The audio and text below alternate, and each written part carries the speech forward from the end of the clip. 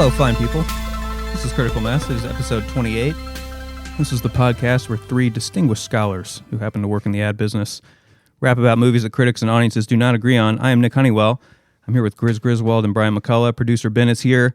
We have a guest tonight. We are trying something new. Her name is Genavieve Barnes. She is an assistive technology specialist, and I'm told she knows a thing or two about movies. So, Genevieve, would you like to introduce yourself and tell us what an assistive technology specialist is? Sure. I work with children primarily with disabilities, and we look at technology that can help them in the classroom to perform their daily tasks, education-wise and communication-wise. So work with a lot of schools, helping their learning to be more inclusive. Wow, I feel like the bar just got so raised for all of us. Like I feel like we all have to put our best foot forward. Jeez. Yeah, that's like a job that's like really helping people. Like that's like a good job. Like, we are in the wrong business, guys. Yeah. I was trying to connect with you on the technology part, but I lost you on the assistive. We got so much clout just by having Genevieve on. Hey everybody, it's Brian McCullough here, and I can't wait to talk about Marriage Story the musical tonight. Marriage Story the musical. Nice. Hey, Gris. Your second favorite film? False. Okay. Hi, Gris. Are you going to introduce you? I was introducing myself. Oh, hey, everybody. This is Gris. We are glad you all are here tonight. Yes, and thank you for joining us, Genevieve. We're excited. Woohoo! So, all right, we're going to do the icebreaker. That's what we do. So we've got the Oscars coming up, right? So this episode is going to be a little bit Oscar-themed. A lot. Well, that's on you because I didn't really prepare anything. Well, I did. Okay, good. I'm glad someone covered that base. So I guess we're going to do a little bit of an Oscars thing this evening. So we're going to relate that to our icebreaker, and here it is. So we've talked about, this is episode 28, right, of Critical Mass. So 28 different movies we have talked about, including tonight. So out of all of those movies that we've talked about, which one do you think should have gotten a Best Picture nod? Oh, that's the question? That's the question. Let's hear it, Brian. Oh, my answer to that would be none. But I thought the question was going to be if we had to give a Best Picture nomination to one of our previous movies, which would it be? Is that a different question? Yeah. Yeah. Okay. Kind of. Yeah, I guess. I would say none. Yours would be Greatest Showman? If I had to give a Best Picture to one of ours, it would be The Last Jedi. That would be the Best Picture, the best movie we've done. I'm going episode 1, Hook.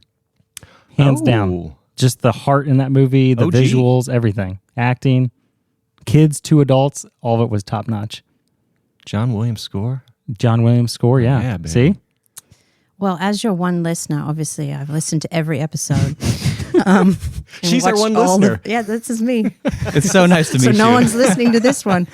I agree with Brian. I wouldn't give a Best Picture nomination to any of the movies, but out of them, I enjoyed Leave the World Behind the most. It's my second. And nice. I think it should have had a nod in the Oscars. A nod, not maybe the statue. But I enjoyed it a lot more than the others.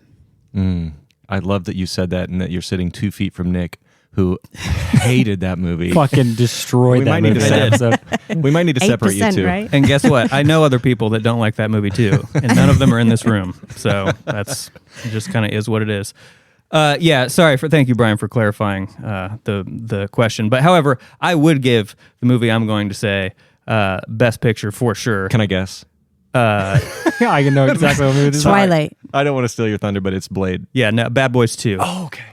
No, guys, no, it's fucking Blade. Oh, I was going to say, okay. The rats fucking in the attic. I really thought as that was going to give it to you. As much as I do enjoy Bad Boys 2, as much as the next person. Yeah, Blade. Obviously, everyone knows how much I love Blade. If you listen to the last episode, you do. So tonight we are going to be spoiling kind of a new movie. So if you haven't seen this movie, just know that we're going to be ruining it for you if you haven't seen it. So I just said that twice. I don't know why. But we're going to spoil it. So I would advise you to watch the movie before you listen to us ramble about it. So we're talking about a movie, a film from the year of our Lord 2023. And since the Oscars are coming up, and since this is an Oscar-themed episode, as we promised, we're going to talk about something that is nominated for Best Picture this year. And how many movies get nominated for Best Picture? It's like 35 movies, right, that get nominated for Best Picture these days? It's too many. It's a lot. So the bar's 24 categories, but yeah, there's a lot more. Sure. It's 10. It's 10. It's 10. 10 Okay. for Best Okay. Pictures. Okay. Yeah, sorry. So it's a lot. So the bar is historically low, but it's 10. I thought it was even more than that. So, yeah. Okay. Well, this is one of those 10 that we're going to talk about, and it is called Maestro, not the Maestro, Just Maestro. just Maestro. Maestro. One word, like a Disney movie. That's right. Moana. That's Nice. right. Moana 2 coming out soon. Will there be a Maestro too? Moana live action as well. I don't know that there could be a Maestro 2. Back from the dead. Can you write that screenplay? Zombie Maestro 2? Bernstein? Yeah. Yeah. Yeah. That could be interesting. Yeah. I'll get to work on that. So yeah, this movie, $80 million. $80 million is what this cost to make. That's what Wikipedia tells me. What Wikipedia tells me about the money that it made, obviously, this can't really be correct, but this is as deep as my sources go. Sorry. 820 grand is what it says. So, Sounds about right.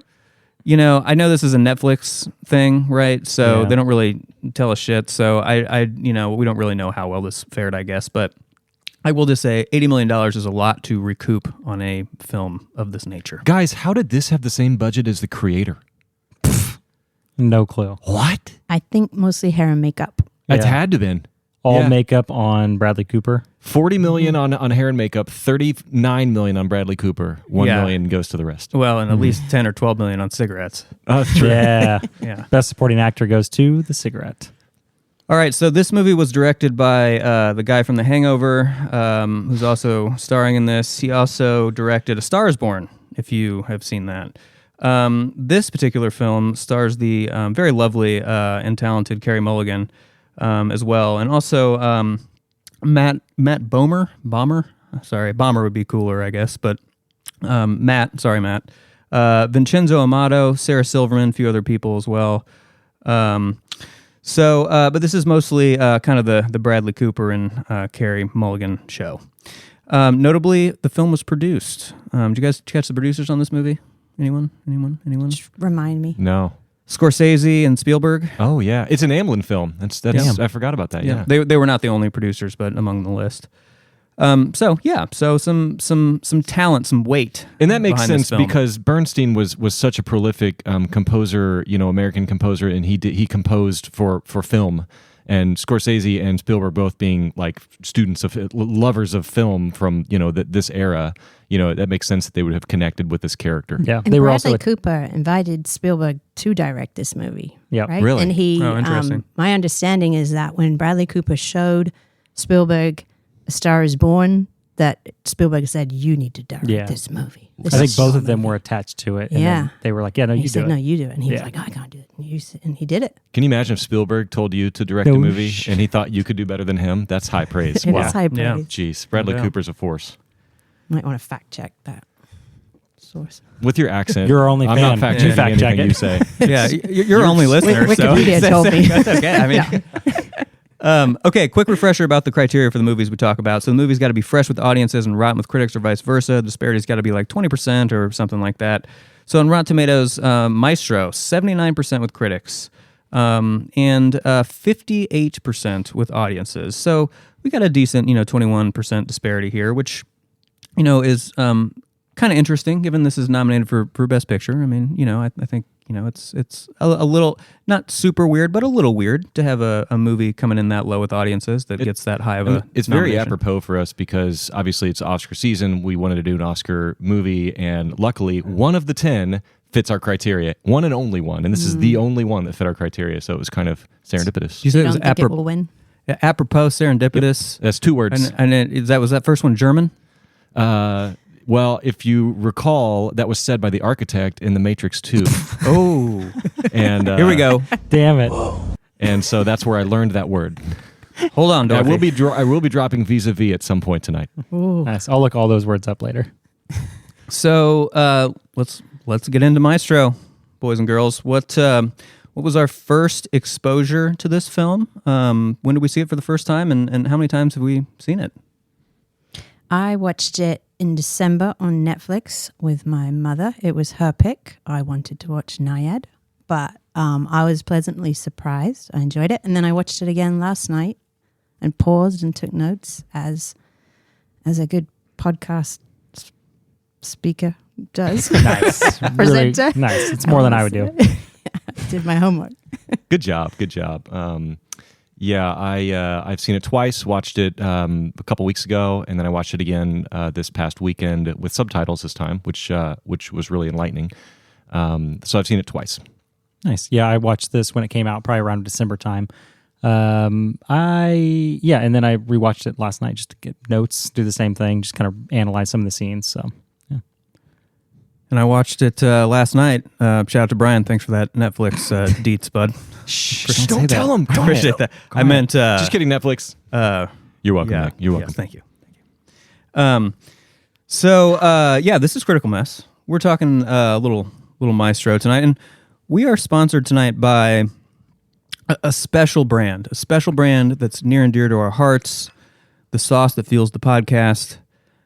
It's Old Elk, straight bourbon whiskey. And it's as ambrosial as always, right, guys? Absolutely. Delicious. It's old and it's elk. Right. And we've talked a lot about how like cool elks are, right?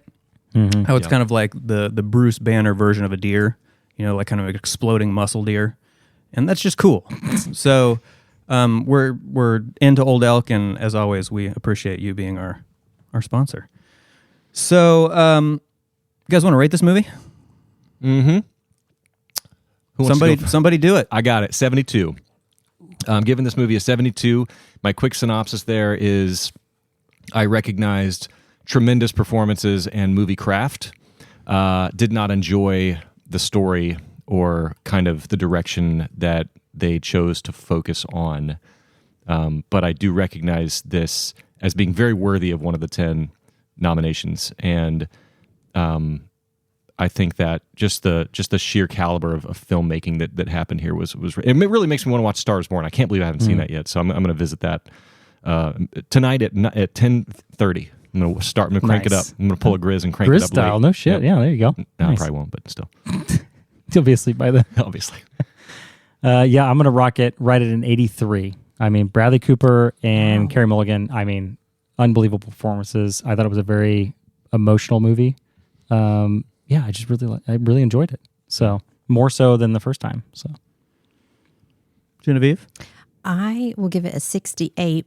I felt like it was a fantastically made movie. Really showed the dedication to the directing and the filmmaking, and I have a lot of admiration for Bradley Cooper from having watched this movie. It's just not my favorite genre. I'm just not into the biopic, and it's not a person that I knew about. I'm not a musician, and I didn't have the background to love the movie as much as I would want to. But I, unlike Brian, did enjoy the direction that it took. I liked that it centered around the marriage, and I thought they did some really clever things to bring out the theme throughout the movie, but I just don't love black and white biopics. I biopic is my least favorite genre. So I'm coming in with the low score. Shocker. sub 10. Come on, baby. Guys, you know what though? It's not going to be nearly as low as you think. I'm giving it a 67. Oh my gosh. Okay. So close. Vibing on the couch over there. Good job, guys. Yeah, I liked it. I mean, I thought it was well directed. I thought it was pretty well written. I thought here's something I will maybe get into this a little bit more later, but something I really appreciated about this movie was I felt that like the second half was much better than the first half. And I think that a lot of movies get that wrong, and this one got it right. And yeah, I enjoyed it, but I thought there were problems, but I enjoyed it. Can I just say one thing real quick? As far as the direction it took, I do love that it focused on the characters and the humanity of the main two people. But something inside, I'm such a music nerd, and I love composers and film music. And Leonard Bernstein directed On the Waterfront, which won Best Picture in like '59. So he's like a Best Picture composer. And I think when he first steps up and he conducts and he starts conducting, and it's very much about the music. I think I really wanted it to be more about the music, and I'm not taking points off for it not going the direction I wanted it to go. But I think that's the direction I kind of wanted to go. And that's the criticism I've read by other musicians as well. Mm. Yeah, I'm totally with you, and I think there's a little slow burning that's going to cover that a little bit, because I'm with you on that too. But as someone without that musical background who didn't know Leonard Bernstein, when I watched it, I didn't walk away thinking, this is somebody who's just been having all these affairs. And I didn't reduce him to that in my mind. I walked away with the knowledge of this fantastic composer, and I felt like I appreciated his music performance and creativity more for having watched the film. So there's that too. Yeah, I had to do a bunch of research. Like immediately after I watched this, I had to learn about the guy and like just how complex he is and how that drove his music and how it drove his career. I think it's just so fascinating. Yeah. So, well, a lot of audiences didn't find it fascinating. So let's get into maybe why the critics and the audiences did not agree on this movie. What do you got for us, Brian? I mean, this one's pretty simple. I think it's performance versus story when it comes down to it here. The critic consensus, led by a pair of powerful performances, Maestro serves as a stirring overview of a tremendous talent's life and legacy. So that's a biopic through and through. And just to read a few of these here, try to catch the theme between what a lot of these critics are saying. But let me increase my font size here because I don't have my readers. Hang on a second. Oh boy, I jumped all the way up to themes. Wait, let me go back down. How old are you? There's again? Brian's Corner. Now, here we are. Critic reviews. I'll be 42. Calm down. I'm not that old. Holy shit. I know. I'm old too. Sorry. That's... Raffer Guzman, Newsday. A captivating drama that's big, bold, and intimate all at once. Winnie Ma from Perth Now. Scenes have the snap, crackle, and pop of an old school movie, as if you were watching Yeah. Can you get my readers? Can somebody get my... Cary Grant and Rosalind Russell, or Clark Gable and Claudette Colbert. So you sort of had that old school, black and white. We're looking at like a 4:3 aspect ratio here. Yep. It's very, very old school, and very much an homage to the time. Kimberly Jones, Austin Chronicle. What Cooper and Mulligan are doing here is extraordinary, delivering exquisitely stylized performances as big as the screen they're projected on. Would you guys say that that's an accurate review that kind of sums up why this movie is good? The tour de force of Absolutely. Yeah.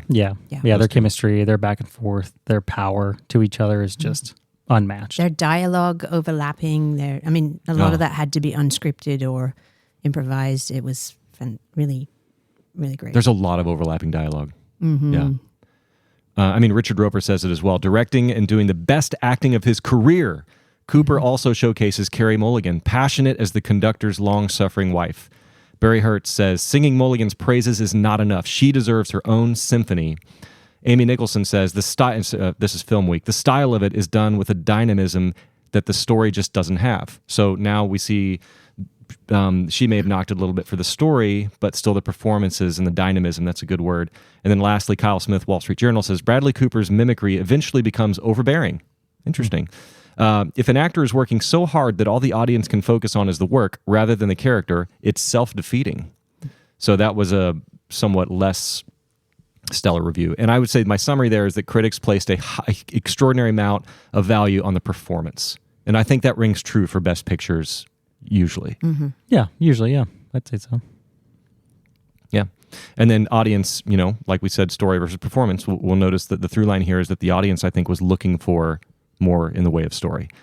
Chris M. says, boring, choppy, not at all what I expected from Bradley Cooper. His performance is okay. God dang it. Carey Mulligan. Mulligan. Carey, can I get a mulligan on that one? Mulligan, yep. Carey Mulligan was good, but the film did not hold my interest. As someone else said, how did this get a Best Picture nod and not Color Purple? Skip it! Tilby C. says, another movie whose only purpose is to feed the egos of its privileged Hollywood creators. So this is like a self-serving, privileged Hollywood ego feeder. Yeah, and I think that got a lot of bad rap this year just because it's sitting next to Oppenheimer, and that's just absolutely consuming the awards kind of genre right now. And I think this just got a backseat, and somebody had to become the brunt of all the jokes and all the bad press, and I think that was Maestro, sadly. I think it's easy when the actor's the director to always do that. Whenever anyone's stepping out of their role that they've been especially casting. new to the game. Like he's very new. He's done 2 pictures, right? Yeah. I don't think he's done more than that, just 2. So, or directing wise. So I think self-serving Hollywood ego feeder. I mean, isn't that what the Oscars are all about? Yeah. Yeah. Yeah. So perfect. This is an apt movie for sure. Yeah. I want to critique the critic that described Carey Mulligan as, what was it, Corey Mulligan? Corey Mulligan. As long-suffering wife, because I don't think she played the role of long-suffering wife. That's not what I took away. That's not what she intended to play. And maybe that critic needs to watch the movie again. Richard Roper, you're getting called out, my guy. eat shit, You Richard. heard it here. Yeah, Matthew M. says there's a huge disparity between actual movie watchers and quote-unquote critics. And this film is a prime example of that. I am a cinephile, and I do not consider this cinema. This belongs next to The Flash and the history books. Okay. Brian, did you consider that review pretentious? My note on here was, I would say this guy needs to start a podcast, but we beat him to it. Winners. So yeah, that guy's like, this is a weird example of someone who wants to be pretentious but isn't. Joe S. But it's funny, the very next one, Joe S. says, pretentious and boring. He hates this movie. Sean D. The strongest part of this movie is showing scenes of Bradley Cooper actually conducting with an orchestra. I agree with that. However, this does not happen often and focuses more on the love story, which is extremely slow and dull. So my question there was, should this movie have had more to do with the music? And I think we kind of hit on that already. Yes. But clearly, some of these audience members were agreeing with that. And then lastly, Dale M. It's all about the acting, or mimicry, and the makeup. It is not about the story. There is none. It is not about the emotion. There is none. It is not about the ideas. None of those either. Ooh. That's a God, bit yeah, strong. Dale M. What movie did he watch? Damn, Dale. I think he just got going and he had a bad day. He just let it out on his keyboard. So I'd say my summary there is the audience placed a higher amount of value on story over performance. So I would say that kind of explains the disparity here. You guys have any disagreement there? Or? I'd love to read those same critics on Oppenheimer and just see if they felt the kidding. same way about the lack of story, or, I mean, I don't feel that way, but Killers of the Flower Moon, would they also feel the same way? Do you ever follow a critic just to see if they're consistent in their complaints? I don't. But that would be interesting. And I love that smart. I love that you brought those 2 movies up, because I felt the same baseline level of boredom with all 3 of those movies. And it's funny because this one, yeah, you mean? Yeah, in Maestro and Oppenheimer, and I actually like this one the best out of all 3 of those. But It was shorter. Maestro and Oppenheimer are 2 biopics that took place at the same time period in the same time. country. Yep. Very interesting that we have 2 completely different movies up for Best Picture. Yeah, and I enjoyed this one so much more. Yeah, so I think much it was more. so much deeper. There's more to think about. There's, I don't know. There's a lot more dialogue. There's a lot more back and forth. You look at Oppenheimer, it's just Cillian. I don't know how you pronounce his name. Cillian. So there's a lot of him just staring off, and like you can just feel it in his personality when he portrays that person. But in this, like you see it like emoting out of Bradley Cooper's body when he's talking about things. Yeah. And you see it in his performance. I don't know. I just feel like it's a better performance as an actor.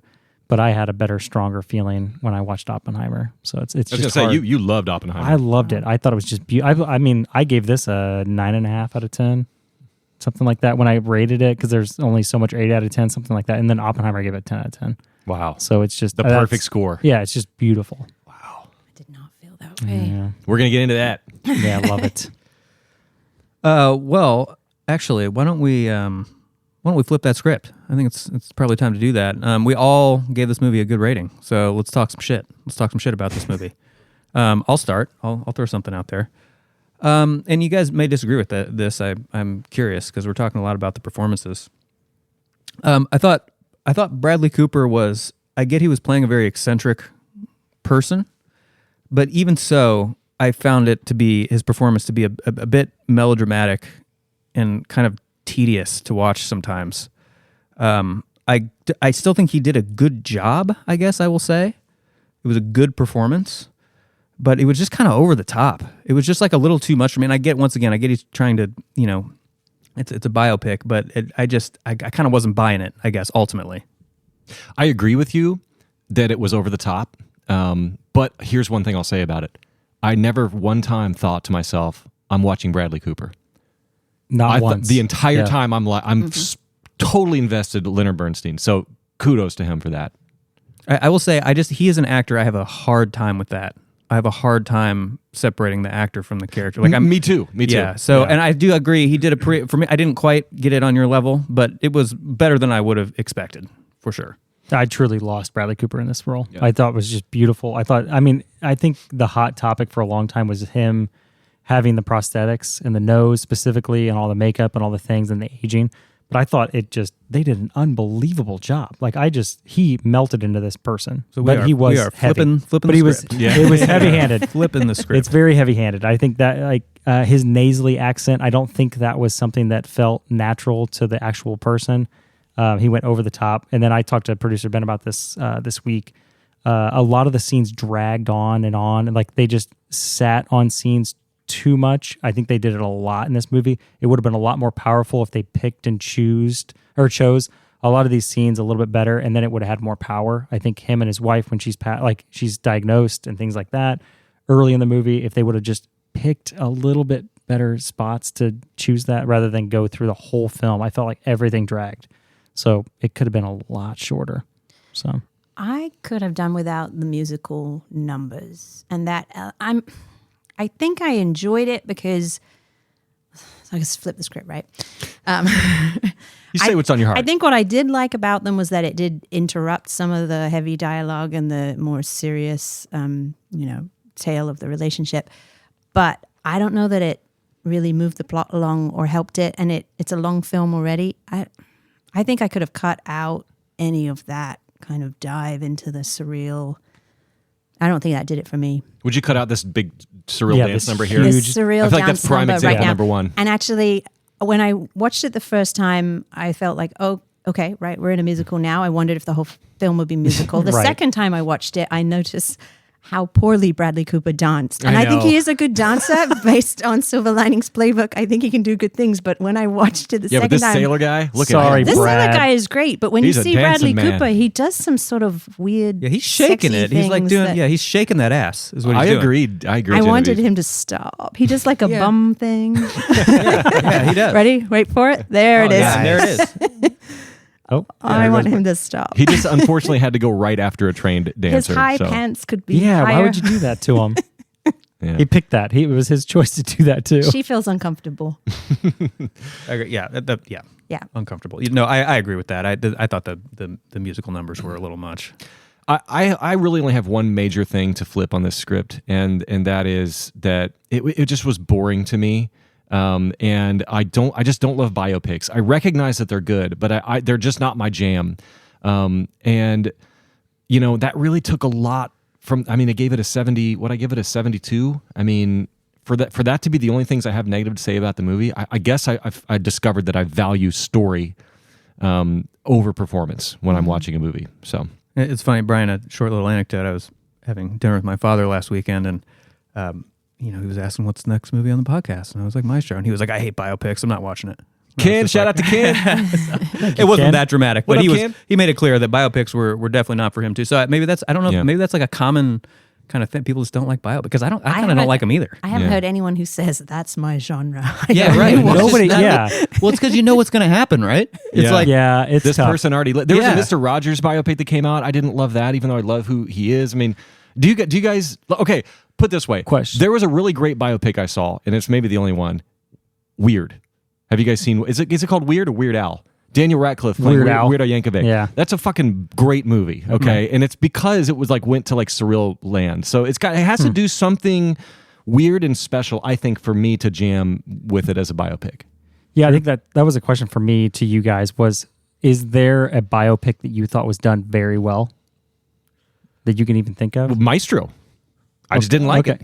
You just didn't like it. I'm not trying to be coy. I think Maestro was done very well. Yeah. Well, there's always the heavy-handed ones where it's a full-blown musical. Like they go heavy-handed into it. It's super playful. It's super rambunctious.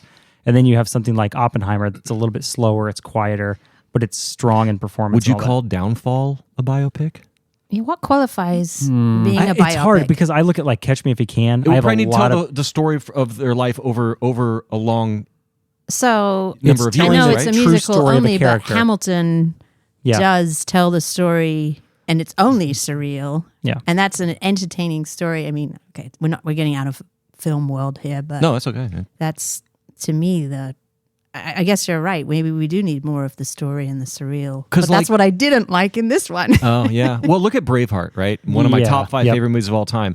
That's all about a real historical character, and it tells the story from childhood through death. But I do not consider that a biopic, nor is that considered a biopic. Yeah, and I don't know that that's accurate as a representation See, it's of on the It's list not. of biopic, but like I had Catch Me If You Can, The Pianist, The Beautiful Mind, Braveheart, Oh, Beautiful Schindler's Mind. Love List. Beautiful Mind. Beautiful Mind is unbelievable, and so I would you call look at Beautiful these- Mind a biopic. I would not call Schindler's List a biopic. See, that's what's hard. Is like they're in these categories, and I kept looking at lists and lists and lists, and like there were movies that I'm like, I don't know if that's a biopic or rather just a retelling of the story to be. So is a great biopic great because that person's life was just more interesting? Yeah. And maybe Or how the director told the story. It's I think it's so on. hard. I think it's on the screenplay. I think it's Yeah. what does it hold? How the do you most adapt it to that? What's the most important thing in the movie? Is it just explaining and showing the life of the person, or is it the story that's being told?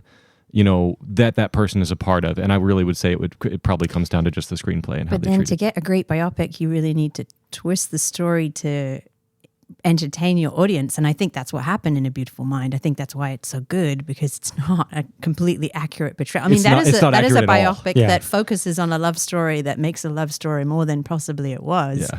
And I don't know that this happened. And I felt like this was more realistic. And I know that Bradley Cooper, I know Bradley Cooper, when we chat about this movie, Yeah. he really worked closely with the Bernstein family. Can you invite him onto the pod? I will try. He's busy. He's got to sit in that makeup chair for 5 That's hours. true. He doesn't have time for It's this. a long time. But if he's listening here, I hope he knows that he did a great job collaborating with the Bernstein family. And as far as I know, this is an accurate portrayal of the life of Leonard Bernstein, Yeah. or at least the romantic life. I would agree with you. I think so. Yeah. I think that's what they strove to highlight above all. Yeah. All right, this is Critical Mess. Here with Brian, here with Gris, here with our special guest Genavieve, and we are talking about Maestro. And I think it's time to explore the themes of this. I think we all agree, somewhat fine film. You know, I will just throw out the real obvious one. You know, relationships. You know, that is clearly, to me, the primary theme of the movie. You know, marriage and relationship, and kind of and sacrifice, and you know, everything that comes with, you know, kind of that level of relationship. So there's more to it than that, but that's obviously a real big one. I felt that the theme was really done well in this movie. And for me, the theme was, yes, relationships, but this conflict or the struggle between the inner you and the outer you, your private self, your public self. And when I watched this film, before I watched it the second time, I picked a few random scenes to watch it, and I felt like every scene, you freeze on just that scene, and that conflict is there, that struggle is there. And he does it sometimes through, you know, the private life and his sexuality and his marriage, and then other times it's the music. It's him being a creator and a performer, or you know, an extrovert, an introvert, and the writer. And then there's just so many sides, and he keeps saying over and over, they want me to be wholly one thing. It's like they want to put me in a box. Those lines are throughout. And that's what I really, really liked about it. And they use composer and conductor as the mechanism for that, which I think is beautiful. And I actually literally had that written down as one of my themes: inner life versus outer life. And, you know, a composer is going to be more the introvert, the inner life, and the conductor is more the extrovert, the outer life. Because as a composer, you could never see another human, and you could just sit there in your cave and compose wonderful music. And a lot of composers indeed did that. And then conductors, many conductors have never composed anything in their life, and they're just a conductor. And he was both. And I think, yeah, he wanted it all. And I think that's a really heavy theme here. And why not? Why can't he have it all? Should he be able to have it all? How much are you allowed to experience in life is another theme I had written in. And I think, you know, Bernstein being a composer, conductor, and a player. Not to forget, he was a player. He was an artist, and also his bisexuality. You know, maybe he was gay, maybe he was bisexual. I don't know. I think both are. This movie, if you just had this movie to go on, he'd be bisexual, probably more so. And it's like that's just another example of wanting it all. You know, and not that he can help that, but it's just like is there a limit to what you're allowed to experience in life? And I think this movie explores that in a really cool way. Yeah, I think it's interesting. It was the chaotic pull that he had where he wanted to be this person he was supposed to be to the audience, and then the person he was supposed to be personally. Like he wanted to be this rambunctious kind of personality. But he also has this, set that he needed to have his wife and his family and have this, but then he's just behind the doors. He's just off the cuff. He's all over the place. And I think it's just that chaotic personal Very struggle. chaotic. That's a good word. And Yeah, that quote that comes on screen right at the beginning is the essential meaning is in the tension between the contradictory answers. Yeah, I love that quote. It's perfect. It's I perfect. love It's that a Leonard quote. Bernstein quote. There's so many times through the movie where they stayed true to exactly what Leonard Bernstein said, like during the interviews. There are the lines that he chose there where he talks about the conflict and the struggle.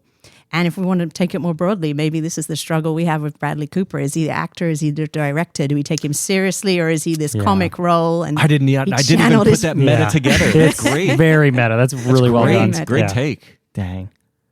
Yeah, I want to read that full quote that you just hearkened to, because it's such a good quote, and I feel like it's applicable to our podcast here. And it says, "A work of art does not answer questions; it provokes them, and its essential meaning is in the tension between the contradictory answers."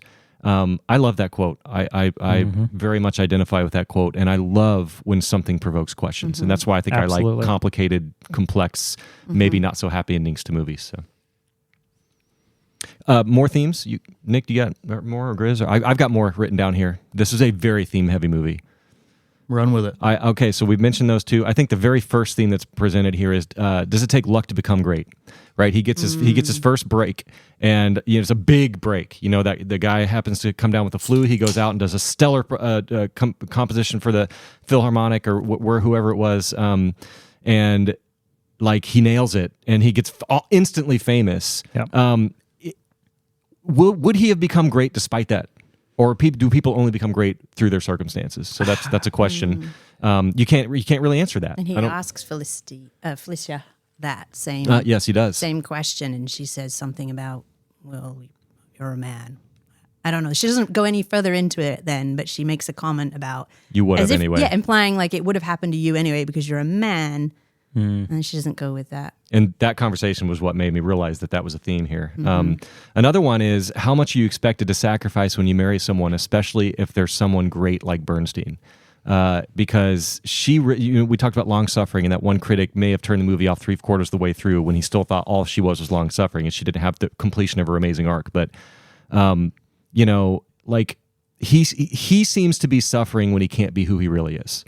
We see Bernstein. He gets depressed, and he has issues when he's stifled, and so his wife, like, who is she to stop that? I don't know. I think that's something it explores there. And then the other side of the coin to that is, how long do you put up with someone who's hurting you? Because he is hurting her, and she puts up with it for a long time. I mean, he's openly having affairs, decades, and she's just like, "Fix your hair, you're sloppy," instead of just leaving him, because this is who she married, and she kind of should have known this. That was their agreement. Yeah, that was their professional agreement. That's what they had agreed upon. And I think it's strange to look at relationships in the 40s and the 50s and even into the 60s.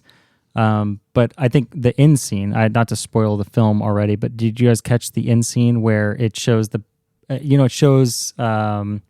Mulligan and Felicia, is that right? Her name? So it just shows her face, and then she turns, and then you see it kind of pull back a little bit, and then it just shows the actual title, Maestro.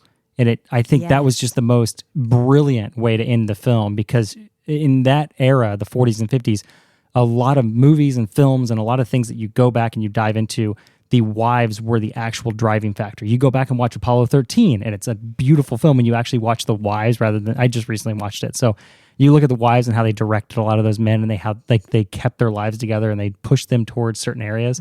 I think it's just so brilliant that they added that at the end. And then you go back and rewatch it, and you're like, God, she really was like the driving force for him to be successful. And as a creative and like somebody that's found luck in certain areas, but I think it's just luck meets preparation. So you knew that you're going to be great.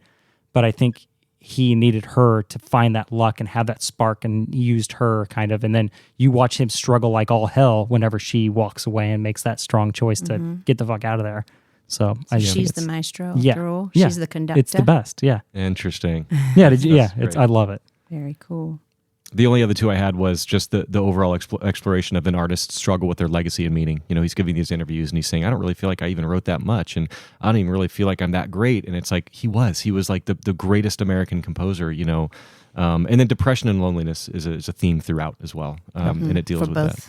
For both. Yes. Yep. Mm-hmm. So very, very theme heavy movie here. And I really credit it for that. All right. Well, we're kind of on the technicals. You guys want to talk about arcs? I don't know. Sure. Okay, let's go to Brian's. No. I don't. I feel like, did we talk about them already? I mean, what? I mean, we've kind of talked to. I mean, yeah. I mean, what do you think, but Genevieve? yeah, whatever you guys want. I felt like you were going to say something. I wasn't sure. I'm ready to compare what this movie did well that Oppenheimer didn't do. That's what I want to talk about. Let's talk about it, especially off the back of what you just said. How you liked how the story focused on Felicia at the end, and that she had this critical role, and that's exactly what Oppenheimer didn't do. Yeah, the female characters in Oppenheimer had no voice, they had no which is significant crazy. Role. Yeah, it's crazy to think, because you watch a lot of movies from that time period, or you research a lot of women from that time period, and a lot of movies will focus on the women too, which is amazing. Yeah, it's 2024. Yeah. It's time to hear that voice. Yeah. And I think an opportunity was missed there to make a film that would have appealed more broadly. Let's talk about Florence Pugh and Emily Blunt in that movie, because those are the two main female leads. And, hey, everyone, we're going to spoil all the Oscar movies. So we're not going to try to, but we're only going to spoil in so much that we have to talk about them. So I'm just curious, Genevieve, I know you and I were talking off air about those two characters, and you sort of had a problem with how they were presented. And I wanted to hear, if you don't want to share, you don't have to, but I was curious, since we're on that subject, how do you feel that they were both presented in that movie compared to this movie? I'm going to get the names wrong of the characters. There's the hypersexualized mistress who, I think she's the first woman to speak, and 20 minutes go by into the movie before she has a line. And then she has the greatest 1 minute speech that she gives about communism, and when they're on screen, they're powerful. Yeah, she's powerful. I can appreciate and then that. within 1 minute, her clothes are off. And then there's this very uncomfortable sex scene where she wants him to read Sanskrit. I know, it's so interesting because inexplicably. I know, that's such a weird scene, but it's also like they're both vulnerable in that moment, and he is far more vulnerable. Yeah. Like you can see that he's like frail and frigid, and like then she's like very comfortable and a great example of the male gaze, if we want to go that far, of this quite unattractive male with a very attractive female very attractive. She's so attracted to him reading Sanskrit, as all women are wont to be. And then there's Emily Blunt's character, who only plays this, struggling mother. I mean, both the women have mental illness, I would say, or depression and anxiety, drinking problems, bipolar disorder, whatever it is, suicidal. I mean, every spoiler here. Yeah. So they're both struggling, and they only serve the role to be Oppenheimer's wife and mistress, and then the suicide drives the guilt driving him forward, and that's her. No, the purpose of her death is just to drive him forward. It's not what I expect from a movie in 2024. It's not what I expect from a best picture, best director nomination. Yeah, it's hard. I think Emily Blunt, I struggle with her role in that. It felt very forced and not very powerful. And then you have something like Carey Mulligan in this film, and you're like, if she does not win, I'll be outrageously upset. She was really good. I thought Carey Mulligan. I actually think that all the women nominated for Best Actress were outstanding. I loved Annette Bening in Naiad. I don't know how she did those scenes. She was outstanding. I read that all the water was CGI. Oh, that's disappointing. Well, it looked really good. They were in real water, but you great. didn't get the swells of an actual ocean. So they were. She was really in water, but then they replaced it in post with CGI water. That's pretty cool. That's a visual effect nomination that they did not receive. I thought she was great. I thought that Sandra Hüller from Anatomy of a Fall was fantastic. She was amazing. She's in 2 Best Picture nominations. She's that good. Zone of Interest. She's that good. She starred in 2 Best Picture nominations in 2 different languages. That is amazing. She speaks 3 languages over the course of these 2 films, and she's, perfect in every language. Can they give a cumulative Best Actress? Like, you were the second best in this movie and the second best in this movie, but that's 2, so you're the best total? Yeah, and she plays a different role in each movie. I don't know if we want to go too far into it. But I mean, that's a strong female lead that, place her in Oppenheimer. Well, and can I ask you about a few more then while we're on the subject? So we let's not forget about Barbie, which was all about female empowerment and all that kind of stuff. Yeah, I did not like Barbie, but I mean that was a very central theme. And then Killers of the Flower Moon with Lily Gladstone, that she was. Honestly, I did not like her performance. I know everyone is saying she's the best, tough, and it was amazing because she was so reserved. She But was I so actually, reserved and stoic. I felt like she wasn't dynamic at all. Then think about the scene where she's, dying with the diabetes and the poison, and I thought about how her role, her character, her acting could go to such extremes, and so yes, she did really well for the first 2 hours of the movie in that stoic role, and she somehow managed to come across as vulnerable and strong at the same time. I thought she was great. Yeah, I felt like I didn't want to cross her in real life. Oh, yeah. Because she'd stare me down and I'd melt. I think I need to watch it again because I think objectively my opinion of her is wrong. But that's where it stands. And then I'll also throw out Past Lives. I thought there was a really great performance there. Now the themes of that movie weren't such overt, female male type of stuff going on, but it still had some she's. She should be able to choose who she, you know what I mean? So there, I don't know if you felt, and then Poor Things. I mean, Poor Things is probably the strongest. I would say Poor Things has a stronger message regarding, I don't want to say female empowerment because that's a terrible cliched term, but do you know what I'm talking about? Just exploring I feel really conflicted about Poor Things. And after watching it, I felt, I enjoyed watching it as an audience member. And I felt really disturbed. As someone who works with people with disabilities, it felt like we're portraying someone on screen who has a cognitive disability, a person with autism. That's what somebody is. When you're a young mind in an older body, that's literally what a developmental delay is. Yeah. And even though that's not what that character had as a diagnosis, you've got the facial deformities of the name's not coming to mind, of the scientist in Poor Things. What is his name? The guy Willem Dafoe plays. I've not seen this film, but I've seen pictures from it, and I understand that it's a Frankenstein-style film. It is, and it didn't sit right with me as a rep. And so I think Emma Stone was great at playing her character. I think that I don't really think that the directors understand how language development works in young children, but that's not the point. As an actress, I thought she did great at playing her character, and I think that she, there was a lot of Emma Stone having sex. I think that she probably played it really, really well. But only Yorgos Lanthimos could have directed that movie.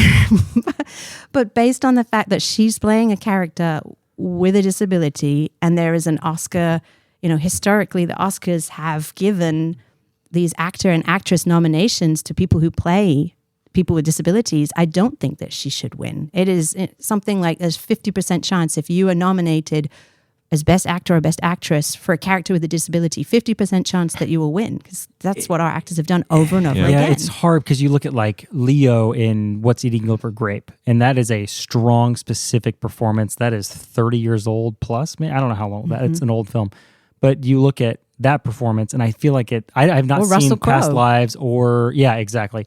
I have not seen Past Lives or what is it called? Poor Things. Poor Things. I've not seen those yet, but I've heard plenty about both of them and how that take is. They couldn't be any different of movies from each other. Yeah, by the way. But they're both very good. It's hard to look at. I think they're looking at strong performances, and if you can just see that person melt into that form or melt into that character, I think that's what they're looking for. I think it's hard when you put disabilities in, but from what I've heard, I think it's the Frankenstein style, the Frankenstein versus the creature that he creates.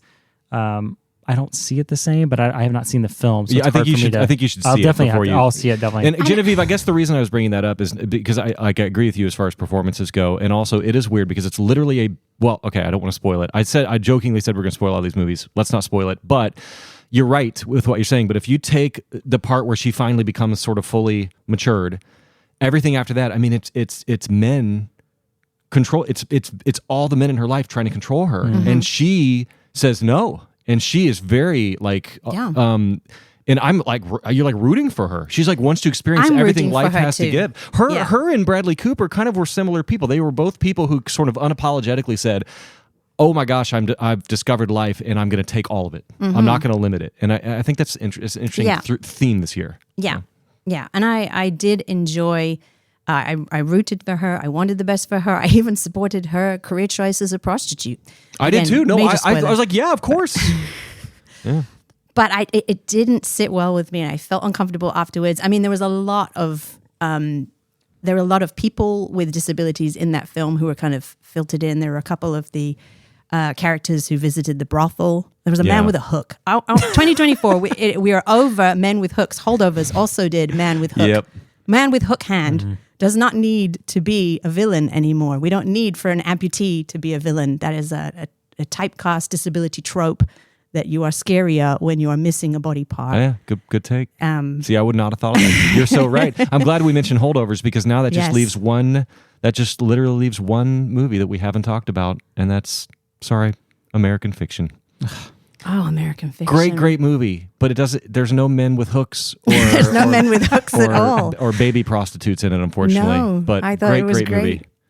Yeah, no complaints about representation in American fiction. Hilarious. I mean, I think that from a LGBTQ representation perspective, there may have been a few kind of stereotypes that they threw in there that maybe they didn't need to be. But I've also read some critics who identify as queer who felt that they did feel seen by that character. So the actor who plays I'm going to get his name wrong. The brother. Sterling K. Brown. Yeah, he was great. He's not gay, but he plays a gay character, and I've heard people feeling like he did a pretty good job at representing that. I don't know. Cool.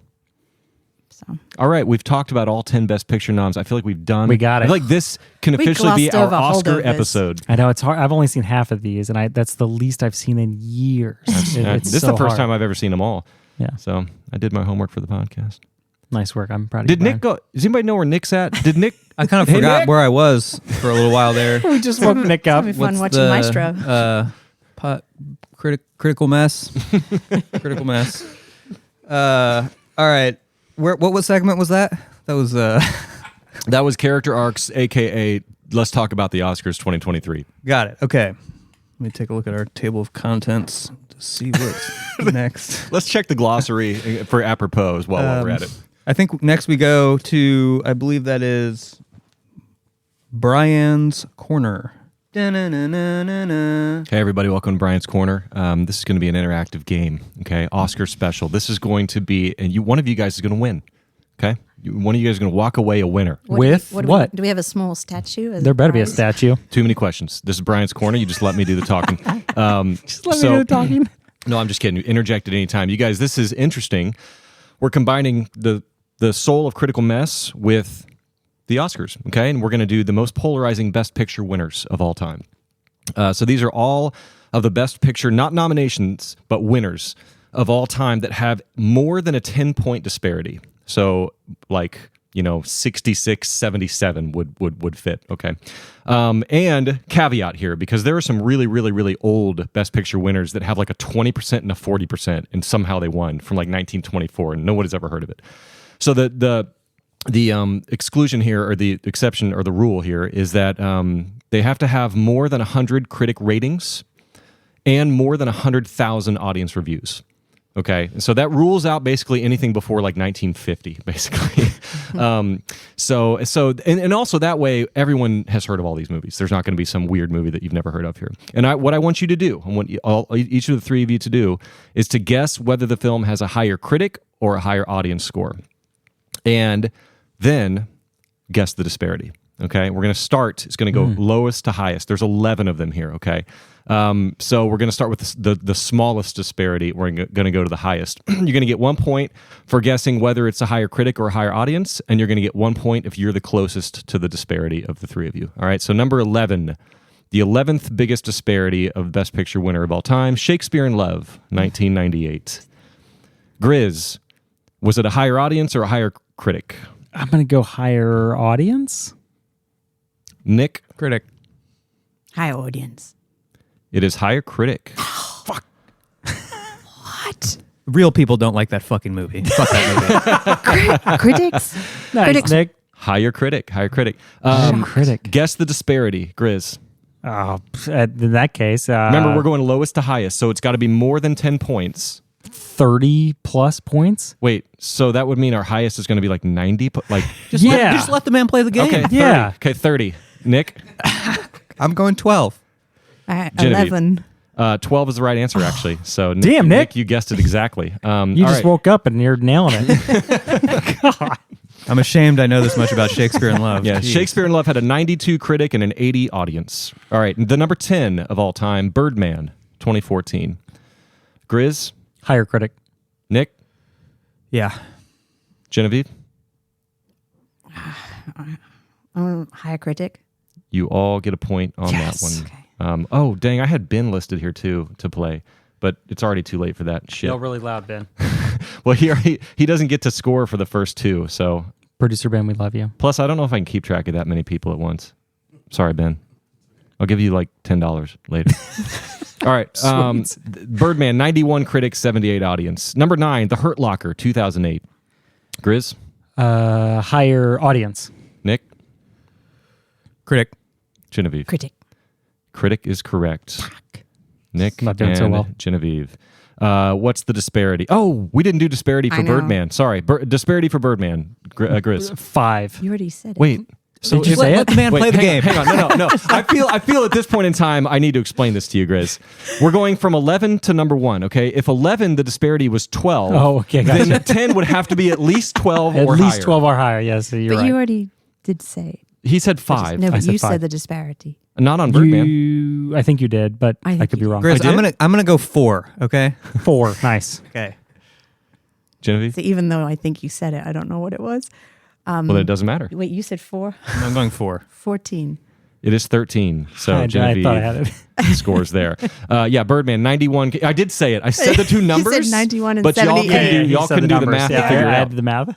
The Hurt Locker. Okay, we got our guesses there. And the disparity on Hurt Locker. Gris, 15. Nick, I just want to say 2 now, but 17. Genevieve. 16. It was 13. So, Gris, you get the score there. And yeah, some of these might be the same as the previous. Number 8, Crash.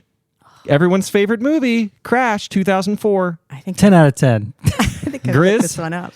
Audience or critic? Critic. Nick? I'm just going to abstain from this one. I feel like the fact that anyone just said they like this movie is a problem. So you're going to I don't want the point. You I don't don't You're going to want go critic, I think. These are dirty points. This is blood points for you. You don't even want a to. filthy point. Genevieve? Audience, definitely. Audience is correct. Genevieve scores a point. What's the disparity? It's 17. Oh, are you Nick- Nick's abstaining abstaining. still? I'm not Nick's talking about this movie. Not talking to 15. It is 14. So Genevieve with another score. Genevieve out on top. All right, number 7, The Green Book. Or I think it's just Green Book. 2018's Green Book. Gris, audience or critic? Yeah, audience for sure. Nick? Critic. Audience. All right, it is audience. Good job. What's the disparity? That was probably closer to 17. Nick? 15. Genevieve? Trying to remember what our last one was. 16. It is 14. 14. Nick scores. Number 6, Nice work, Nick. A Beautiful Mind, 2001. Gris, Critic. I'm Nick, going critic. They Genevieve. should both like it. I need to watch. Even though I've criticized Russell Crowe's portrayal of schizophrenia. Audience. Audience is correct. Gris, what's the disparity? 21. Nick, Give me 17, Bob. 18. Genevieve. It is 19. Genevieve scores again. $1, Bob. Wow. Number 5, Moonlight 2016. Gris, critic or audience? I can't remember whether they won or not. I don't care. These Whether are all they winners. won, Yeah, because it did win. It was Best Picture. Yeah, wasn't there a big confusion whether they won? Oh, or, shit, that's the yeah, one where they that read the was wrong- Yeah, they yeah. read the wrong card. I don't even know anymore. How does that have anything to do with what the scores are on Rotten Tomatoes? Just guess. Critic. Okay. Nick, Honestly, my strategy is to go critic every time because I know there's going to be more critic than audience. Genevieve. Critic. That is correct. You were all You've correct. listened to the show. It's actually pretty split. It's actually pretty split. I don't want to spoil it, but what's the disparity? 21. Chris? Nick, 2020. Genevieve. I don't remember the last one. The last one was 19. That's why I picked it. 19. It is 19. Damn, Genevieve. Good I went high. Lord. I went high. All right, number 4, Titanic. 1997's Titanic. Audience. Nick? That'd be a good name for a Thai restaurant. Sorry. Titanic. Hell yeah. I'd go there. Critic. Audience. No, actually, no, I'm going audience on that one. Sorry. Audience, Because that all one, day. I feel Audience. it's got to be audience. Yeah. That one is. Genevieve? Audience of Did you guys- teenage girls. Did you guys all say audience? The dual VHS. Come on, audience. Would you believe it's critic? Is it really? By- That is shocking. It's critic. And I went against my own rule. And That's shocking. what's the disparity? I have no clue. It's got to be at least 19. Yeah, 2020. Okay, Nick? 21. And you guys can say the same number as each other if you want. Okay, Genevieve? 21. It is 19. 19. So Nick, our Gris scores there. Finally. All right, we've only got 3 more, guys. The Shape of Water. 2017, The Shape of Water. I'm just gonna say fuck this movie. I know you hate this movie. Are you abstaining Aw. too, It's got to be critic. Nick? Yep. Gris? Genevieve? Audience. It's critic. Oh, you're opening the door. You're opening the door, Genevieve. All right, no. what's the disparity, Gris? Gotta be at least 19. 21. Nick? I'm going Michael Jordan. Okay, Genevieve. 22. It is 20. So Gris scores again, creeping up here. Coming back. All right, number 2. You guys, these last 2 are cray-cray. Okay, you ready for this? Number 2, Rocky. 1976 is Rocky. Gris, audience or critic? The first Rocky. The first Rocky. Okay. I'm gonna go critic. Gosh, Nick? I'm violating my rule again. I'm going audience. Genevieve, Audience. it's critic. Yes. Wow. All right. What's the disparity? It's got to be at least 20. 26. Nick, 22. Genevieve, 20. it's 23. So Nick scores there. All right, our last one. We got Genevieve has 1, 2, 3, 4, 5, 6, 7, 8, 9, 10. Gris is in second with 1, 2, 3, 4, 5, 6, 7, 8, 9. And Nick is in third with 1, 2, 3, 4, 5, 6, 7, 8. What'd you have, Genevieve? 11? 11, 9, 8? Everyone just, no one is even paying attention anymore. That's fine. This is our last one. All right, number 1. It's a long game. Number one, Forrest Gump. 1994's Forrest Gump has the highest disparity between critic and audience of any big release Best Picture winner Did of he win all Best Actor? time. He did, right? I don't know. Again, playing a character with a disability. I don't know if he did he. I don't remember. Gris, you can tie Genevieve on this. Yeah, I'm all for it. I think this was critic. It's audience, I'm sure of it. Genevieve, Critic. it is audience. The audience liked this movie a lot more than critics. And what is the disparity? 31. 26. 24. It's 24 exactly. Oh, Ding, ding, ding, wow. ding. Winner, All winner, right. winner, winner. It is a 71.95. That's Forrest Gump. All right, everybody. Looks like Genevieve wins our polarizing Best Picture winners matchup. Good job. Congratulations. Way to come in here and just blow the lid off this place. I would like to give my Oscar speech. Unlimited, Go right? for it. That's Go As for we it. hand you an empty Modelo can. for as long as I like. Yeah. You got the stage. Do you have some? Oh, thank you. Yeah. Producer Ben, I think you chimed in there with the winner for that year was Best Actor, Tom Hanks. Tom Hanks. Okay, nice. I'm sorry I didn't include you, Ben. I had you written down here, as you can see, but I forgot. I love you. gotta mention that was my big year. That I think that won Best Picture as well. Is that correct? Yeah. So one Best Picture. Yeah. So one Best Picture. I thought Shawshank Redemption was a massive snub for that year. Was that the same year? Same year. Same with Pulp Fiction, and there's a couple other ones that were just massive movies that year. I was the That most. was a rough year. Yeah, it was like be- 94 or something like that. I think it was 94. Yeah. I think Yeah. I was the most surprised with Titanic and probably Rocky as well. Titanic, yeah, that's Yeah. yeah. All I can think about is pad thai now. Like, whenever you just say that, I'm just like, I feel like I want to start. Yeah, Titanic. Titanic. Let's do it. Yeah. All right, everybody. Thanks for joining me in Brian's Corner. It's been a pleasure to have a new guest over here. Genevieve, thanks for joining me. I hope you enjoyed Brian's Corner, and Brian's Corner enjoyed you. I don't want Ben, Brian hurry to enjoy me at all. Enjoyed you? It's a sticky Like corner. I said, I don't think up those outros before I open my mouth. Yeah. Okay, well, maybe hold out for a better one next week. All right, this is Critical Mass. We are talking about Maestro, the nominee for Best Picture in 2024. And I believe it is time for a segment that it shares the name with an old CNN show, but it also shares the name with a very exciting, kinetic kids board game from the early mid 90s. Yeah. Crossfire. Yeah, but that's the one. Crossfire. You'll get caught up in it. That's the one. But actually, I mean, we kind of call it that sometimes, but we don't always call it that. It's not called that. Yeah. And I think when we really started the show, you know, the idea was it was going to be a fast segment, right? Where it was going to boom, boom, boom, boom, boom, boom, and we would just go around the room, quick answers, snappy answers. But the problem is we just wouldn't shut the fuck up. The problem is, right? Nick, that backfired. It did. If you will. Very good. Oh, Very nice. good. It backfired, A new name. didn't it? A new name it for didn't. the segment. But so it was rapid fire, right? It was Rapid fire. right? It was just blasting Let's go shots. through. Boom, boom, boom. Give me your one word take. Boom. Right. And then that was a failure. So we've moved on to a new name. And that name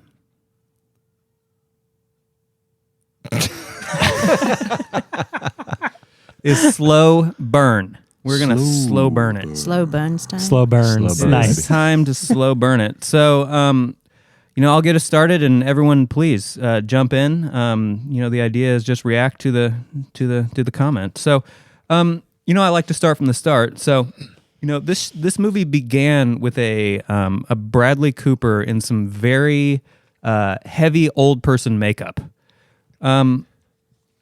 How did we feel about were we convinced? Did he really look like he was a dude that was whatever in his 70s or 80s? Did we feel like the makeup job was good? Like, I'm just curious, because it hit us right with that out of the gate. How did you feel like? What was the quality there? I was convinced by his posture almost as much as the makeup. His voice, his posture. I thought the makeup was, completely convincing. And I said, I watched this film with my mother in her 70s, and she does not know Bradley Cooper, and she thought this was an old man. And I said, no, Wow. see, look at wow. this. And we went to the young shot. She was like, that's not the same person. She was That's awesome. completely convinced that this was her peer. Dang. Yeah, I like I said earlier, I think I was fully engrossed in him being this person and being that age, and it went by the decades, and you can tell. Guys, old people just move old. And if you've seen The Irishman, you've seen a Robert De Niro kick somebody's ass, de-aged in the face, but they can't de-age his body's movements. And he's moving like an old man. And somehow, I know that Bradley Cooper doesn't do a lot of moving at the piano, but he does subtle movements, and they come off very convincing. And I think that's a great point, Brian. It's much easier to make someone look old than make them look young. That just doesn't usually go very well. But I agree with all of you. That the kind of the old person makeup was really good. I just thought this movie made me laugh a few times, for sure, and I kind of appreciated that there were those kind of moments of levity. And the first one for me, when when Leonard was just drumming that guy's ass to the beat in bed. Boy, that got a nice chuckle out of me. Did you guys notice that moment? Loved it. Yeah. Hilarious. Beautiful. I mean, I hope we're going to talk about some of the other funny scenes, but I'm sure we will, but yeah, please. I love when he's just casually doing cocaine at that party, and he's Yes. like, it's raining down on me. That was a good. He's got some great kind of does. one-liners. There was the scene earlier where he's talking to the little baby, and he's like, I slept with both of your parents. How do you do Not that? like That was that. wildly I was like, cringeable. oh shit, he went there? Yeah, Damn. I never want to hear that scene again. Ugh, that was rough. That's Lenny. That's the Lenny I I know know. it was funny when he told his sister, he's like, "I'm about to go take a big dump." And then there's that Okay, early scene okay. where he's on the toilet and they're just uncomfortable outside the toilet, and they just know that he's going to the restaurant. Yeah. Right. Yeah. Yeah, that Some was funny- a very funny interesting parts. character trait. Okay, something I want to point out here was, Bradley Cooper was really playing the piano in this movie. Yes. And he was playing it pretty well. And so, I obviously had to look that up. I mean, these days, I'm sure you can completely fake, someone playing the piano. But no, he really can play the piano. I don't think you can fake that. I think you can. Okay, but Enough time, enough money, you can fake that. sure for general audiences, but as a piano player myself, I was watching him play, and that was not CGI. That was him, and those were the notes that were being played at the exact right dynamics, and I was like, that he is playing piano. It was CGI. No, I'm just kidding. It was definitely not CGI, but and I was right there with you. You know, I also play piano. I was watching very closely. I still believe you could, sever someone's hands, digitally and That's put true. them. You're right. You can't CGI the actual piano playing, but you're right. You could composite two people together. Yeah, you're right about that. I think you could, but regardless, he really was playing in this movie, He's and I guess genuinely playing the piano and genuinely conducting yes. the orchestra. Thank I you. mean, Yeah. that alone, I think, should win best Oscar. Best. He had to actor. learn both of those skills. I mean, we studied for years to be a conductor. I think people think conducting is just, waving your arms around, but he had to learn how to So, conduct. The great debate that I'm having right now is this a greater performance that would be Oscar worthy, knowing how the Oscars work and how they're not predetermined, but they're definitely driven by, hype, and they're driven by a lot of things. So is this a greater performance than Cillian did in Oppenheimer? I have a hard time because it seems like Cillian did a really, really good job. I know he did an unbelievable job, and I think he deserves to win that. But I think this is just a bad luck year for Bradley Cooper to go and put this movie in this spot. Well, and I feel like watching this movie, I guess if I had to criticize Bradley Cooper for anything, I think this movie feels like a movie he wrote, directed, and acted in to get his Oscar. It Yeah, felt like he that's- created I think that's the this hardest performance part. for himself. Yeah. And I feel okay about that. I think he was the best actor. He's my pick for best actor, but I want to give a nod to Coleman Domingo in Rustin, who's also I didn't see that. he was wonderful. I like both better than Cillian Murphy.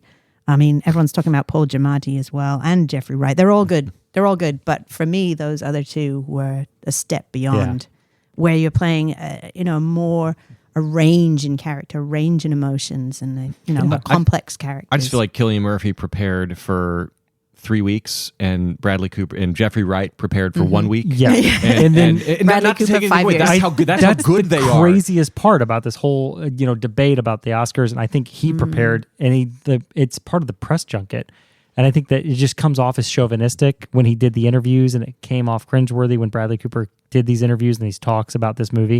And he's like, I prepared for 5 years, 6 years plus of all these things and how to orchestrate, and it's like it's so hard to watch him try really hard, and maybe he is passionate about it, or maybe he is trying to act up. But does preparation equal Yeah. you get? I mean, it's not just about how much you prepare. Right. Anybody who's not a good actor could prepare for 10 years and they shouldn't win Best Picture. So I guess I'm just saying that maybe that's a testament to a Paul Giamatti who just walked on holdovers and blew it away. I'm not saying he didn't prepare, but I don't know. I feel like Bradley Cooper, Some at the guys very least, can turn it on. He put his heart and soul into this movie, but a lot of that is because he directed it. So it's his name is attached to that. So Yeah, But you look he at didn't like get the nod for directing. right, yeah, and then you look at like Christian Bale when he like transforms his entire body and his entire being to these things. yeah, then or- it's like, does just a body transformation equal a Best Picture winner? No. no, But Well, it did last year.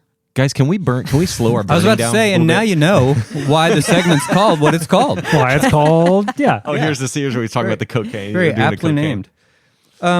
So, one thing we promised to discuss earlier that I want to discuss right fucking now is all the cigarettes in this movie. Oh man. So many cigarettes. Wow. I So said it. much smoking. And man, that was at least plus 5 points for me. I thought I just cigarette smoking on screen is just a glorious thing to watch. There was so much smoking. It was like people first waking up, getting that cigarette that. before they even brush their man. teeth. And isn't that, as someone, former smokers, I think Same. we can agree, the best cigarette of the day was the first cigarette. Absolutely, and Oh, a lot delicious. of times it was before I brushed my teeth. Yeah, Oh absolutely. yeah, Very just tasty. roll out of bed, just smoke a dart. Yeah, of course. Grizz, how you're laughing right now shows that you've Never. never been a smoker. Never and once in my you life. just don't get it. No, too. but And I want to pick it didn't up so enjoy bad. the smoking because I'm not a smoker. But if I have to comment on it, and I'm gonna, then Felicia's smoking was great too because Nice. it wasn't that it was just Bradley Cooper. I mean, I joked earlier that the best supporting actor goes to the cigarette, but I think it's weirdly appropriate for this time era. And he had that sucker in his hand the entire movie. The entire movie. Yeah. There's some good smoking in the Zone of Interest too. There's some good smoking movies this year. Yeah, You're appreciate right. a good dart on screen. To quote Jim Carrey, "Smoking." You can cut that, Ben. Ben, yeah, Jim Carrey hasn't been quoted enough. There was an awkward silence, so I had to fill it. How do you guys feel about acting while acting? There's some of that going on in this movie, and I think that's kind of I don't know how I feel about it, so I just want to ask you all how you feel about it. You know, you're acting in a movie, and then you're acting while you're acting. I just think that's kind of interesting. Wouldn't that be like kind of like a Man on the Moon? Jim Carrey, didn't he do something that with who's the dude? Who's the weird guy? Andy Kaufman. Andy Kaufman. Yeah, I've never seen that movie, but I feel like it was like him. I've heard some horror stories from on set for that, where he actually just became that person. He did. Yeah, he did a pure method. Yeah. Situation there. I don't know. I can't really. I don't know. Didn't she look like kind of Judge Judy right there? So yeah, good. we're watching She blew it Mulligan. away. They still talk about men. It's still women talking about men. So it doesn't pass the what test? How do you say that? The Bechdel test does not pass the Bechdel test. Not in most scenes. There's only one scene in Maestro that does. For 1 minute and 30 seconds, as she's dying, she talks about something other than Leonard Bernstein or men in general. So it does pass the Bechdel test. Fuck you, Oppenheimer. I don't. Yeah, Oppenheimer does not. But I do think this scene was some of the best acting I've seen. So clearly none of us understood your question, Nick, Yeah, sorry, because go we ahead. chose to talk about other things. Okay, so let's just move on.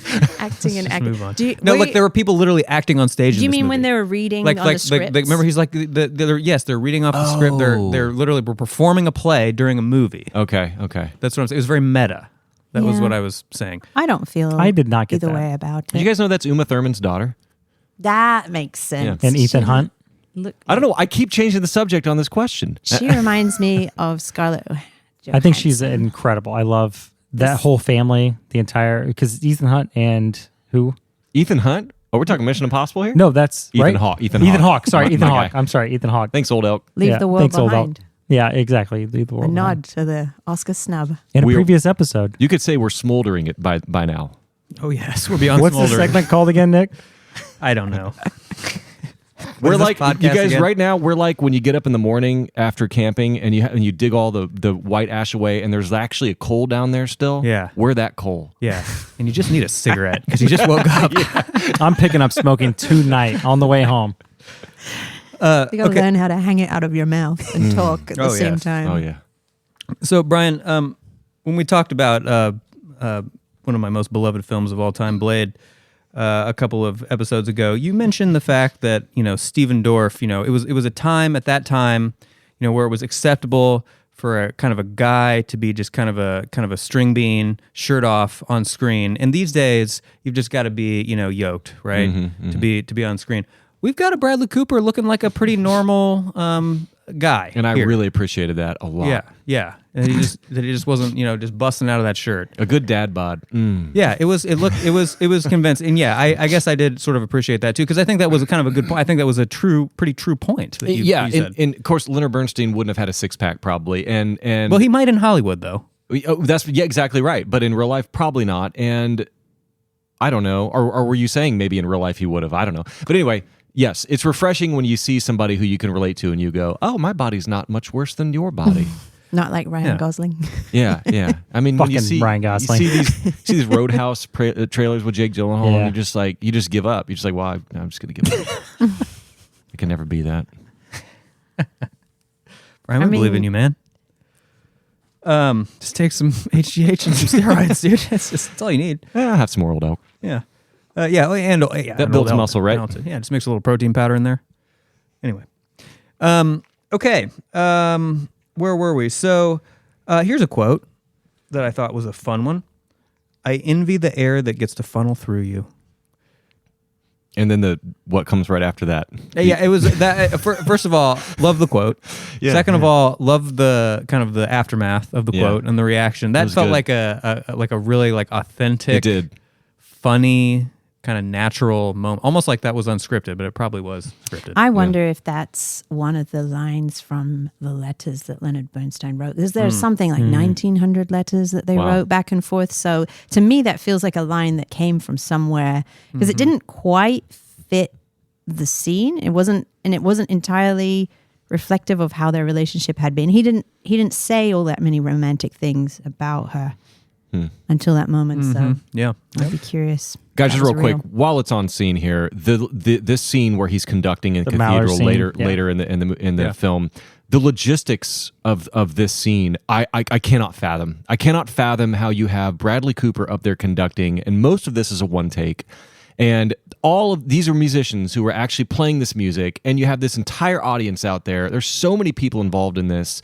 How many takes does this take? How do you get it right? I mean, this is craft right here. What we're seeing. Yeah, I do. I think this is your best actor winning scene. Right. This is it. I don't best scene think in the movie, Cillian Murphy did anything that was as good as this. Yeah, this is amazing. Hot take. I like it. All right, let's go. Sorry, go back to the sequence there, Nick. I just wanted to appreciate it while it was on here. No, yeah, and maybe we'll talk about this a little bit more here in a minute because this was really a scene that needs to be discussed. Would you a little guys bit. be surprised if he won Best Actor over? Bradley Cooper? Yeah. From this I think to so. I would be You'd be surprised. I would surprised? be surprised, even though I pick him. I would be surprised if he's the pick. I would not. I think it's Really? hard for me. Yeah, after watching this a second time and like getting more appreciation for it. I mean, I scored it high at 83. So Can we list real quick the 5 nominees? Do we know the? Yeah. Genevieve, do you have this? I do. Nice. Bradley Cooper, Coleman Domingo, Paul Giamatti, Cillian Murphy, Jeffrey Wright. They're all good. Maybe I wouldn't be surprised if he won. see, I feel like the Oscars polls at this exact moment. There's somebody that dedicates numbers of like a number of time or physical attributes to something like this. You look at Leo finally getting his Oscar for like The Revenant. yeah, giving it his all in a moment. And it's like, I feel like that was a little bit of hey, we got to give it to you at some point. And this is a good year to give it to you. I also thought Leo was great in Killers of I the did Flower too. Moon. I would have been happy to see him nominated. I'm sorry, guys. I hated his performance. I didn't like the character he played. But the performance was yeah, great. I thought hated he was it. great. I thought his performance was good, but I just could not stand the character. And I feel like Yeah. they could have done a lot different. The Honest trailer just dropped their Honest trailers on the 10 Oh, I best gotta watch pictures, that. and they referred to Leo in Colors of the Flower Moon as the frowny emoji face. Oh, he's like very unattractive, and he's got the underbite. I will say of those 5 though, the most likable and the most rewatchable of those performances, even though I haven't seen one of the 5, so caveat that, is Jeffrey Wright. He is so good in American Fiction. He's funny. He's so likable. Ah man, he's great. Yeah. Paul Giamatti's so Paul good Giamatti. too. How can he do him and Pete Skarsgård? Who's the guy who plays it? One of the Skarsgård? Those two actors can make their eyes go to the side. No, it was a prosthetic. No, he yeah. can. I know Skarsgård can. Oh, yeah, Skarsgård can, yes. But And this was a prosthetic. I It assumed was- Giamatti could too, but he No, can. it was a Well, he tricked lens. me. I found out late this week that he put a lens in that it poked to the side. So He had- Skarsgård's he the was a only one little- who can do it. Skarsgård legitimately popped his eye to the right. How the and hell? it's fucked up. Yeah. Well, Okay. see, again, a person playing a person with a visual Yeah, impairment. with a lazy who eye. doesn't have So one. with the character of Leo, did you guys did you feel like he tried to I feel like his character was no deeper or more meaningful than just somebody that I couldn't tell if he had something that was wrong or something was happening. No, he was with- conflicted because he knew he had this plan. I had a really with his hard uncle, time with his But then he character. had his. I never knew what he was thinking. Inside, I just felt and he I was think- confused and I could not tell, and I just couldn't tell if he was all like. It was really hard for me to know that character fully, but Yeah. Slow. yeah, Just hit us with that from time to time, Ben, please. Why was this movie rated R? that's a great question. Smoking. I have no idea. Just the smoke. I'm kind of joking, but Oh, also yeah. like have you noticed when you start looking at and you start a streaming movie and it'll say what it's rated whatever Yeah. for, and smoking is always up there. Do you think that this movie? You know how there's like But a I feel limit like of that's for like F-bombs? smoking crack though. No, Like, there was smoking cocaine. cigarettes actually Yeah, now is that's true. considered in ratings. That was just one scene, I think. but it's like right? so cigarettes. So when we're talking smoking, it's just blanket the same level of bad. Like if you're smoking heroin, that's He the same heavily as smoking drank- a no, cigarette. that they caveat that as drug use. So there's smoking and Yeah. there's drug use. And when they say smoking, it's just tobacco use. Do you think it was the heavy drinking of that carton no, of milk? drinking doesn't get you. Drinking doesn't get you. No, the rated R. drinking of the carton of milk. Oh, Just how much he drank. I don't milk. know, Nick. Why was this rated R? Is it because it was a Netflix release and they kind of don't care what it's rated because there's nobody taking Doesn't tickets to the matter. theater? I was confused. There wasn't much cursing. There wasn't any sex really. There was obviously no violence. Side a conversation. little bit of drug use for another time. Tiny bit. Do ratings even matter anymore in the world of streaming? No, not as much as they used to.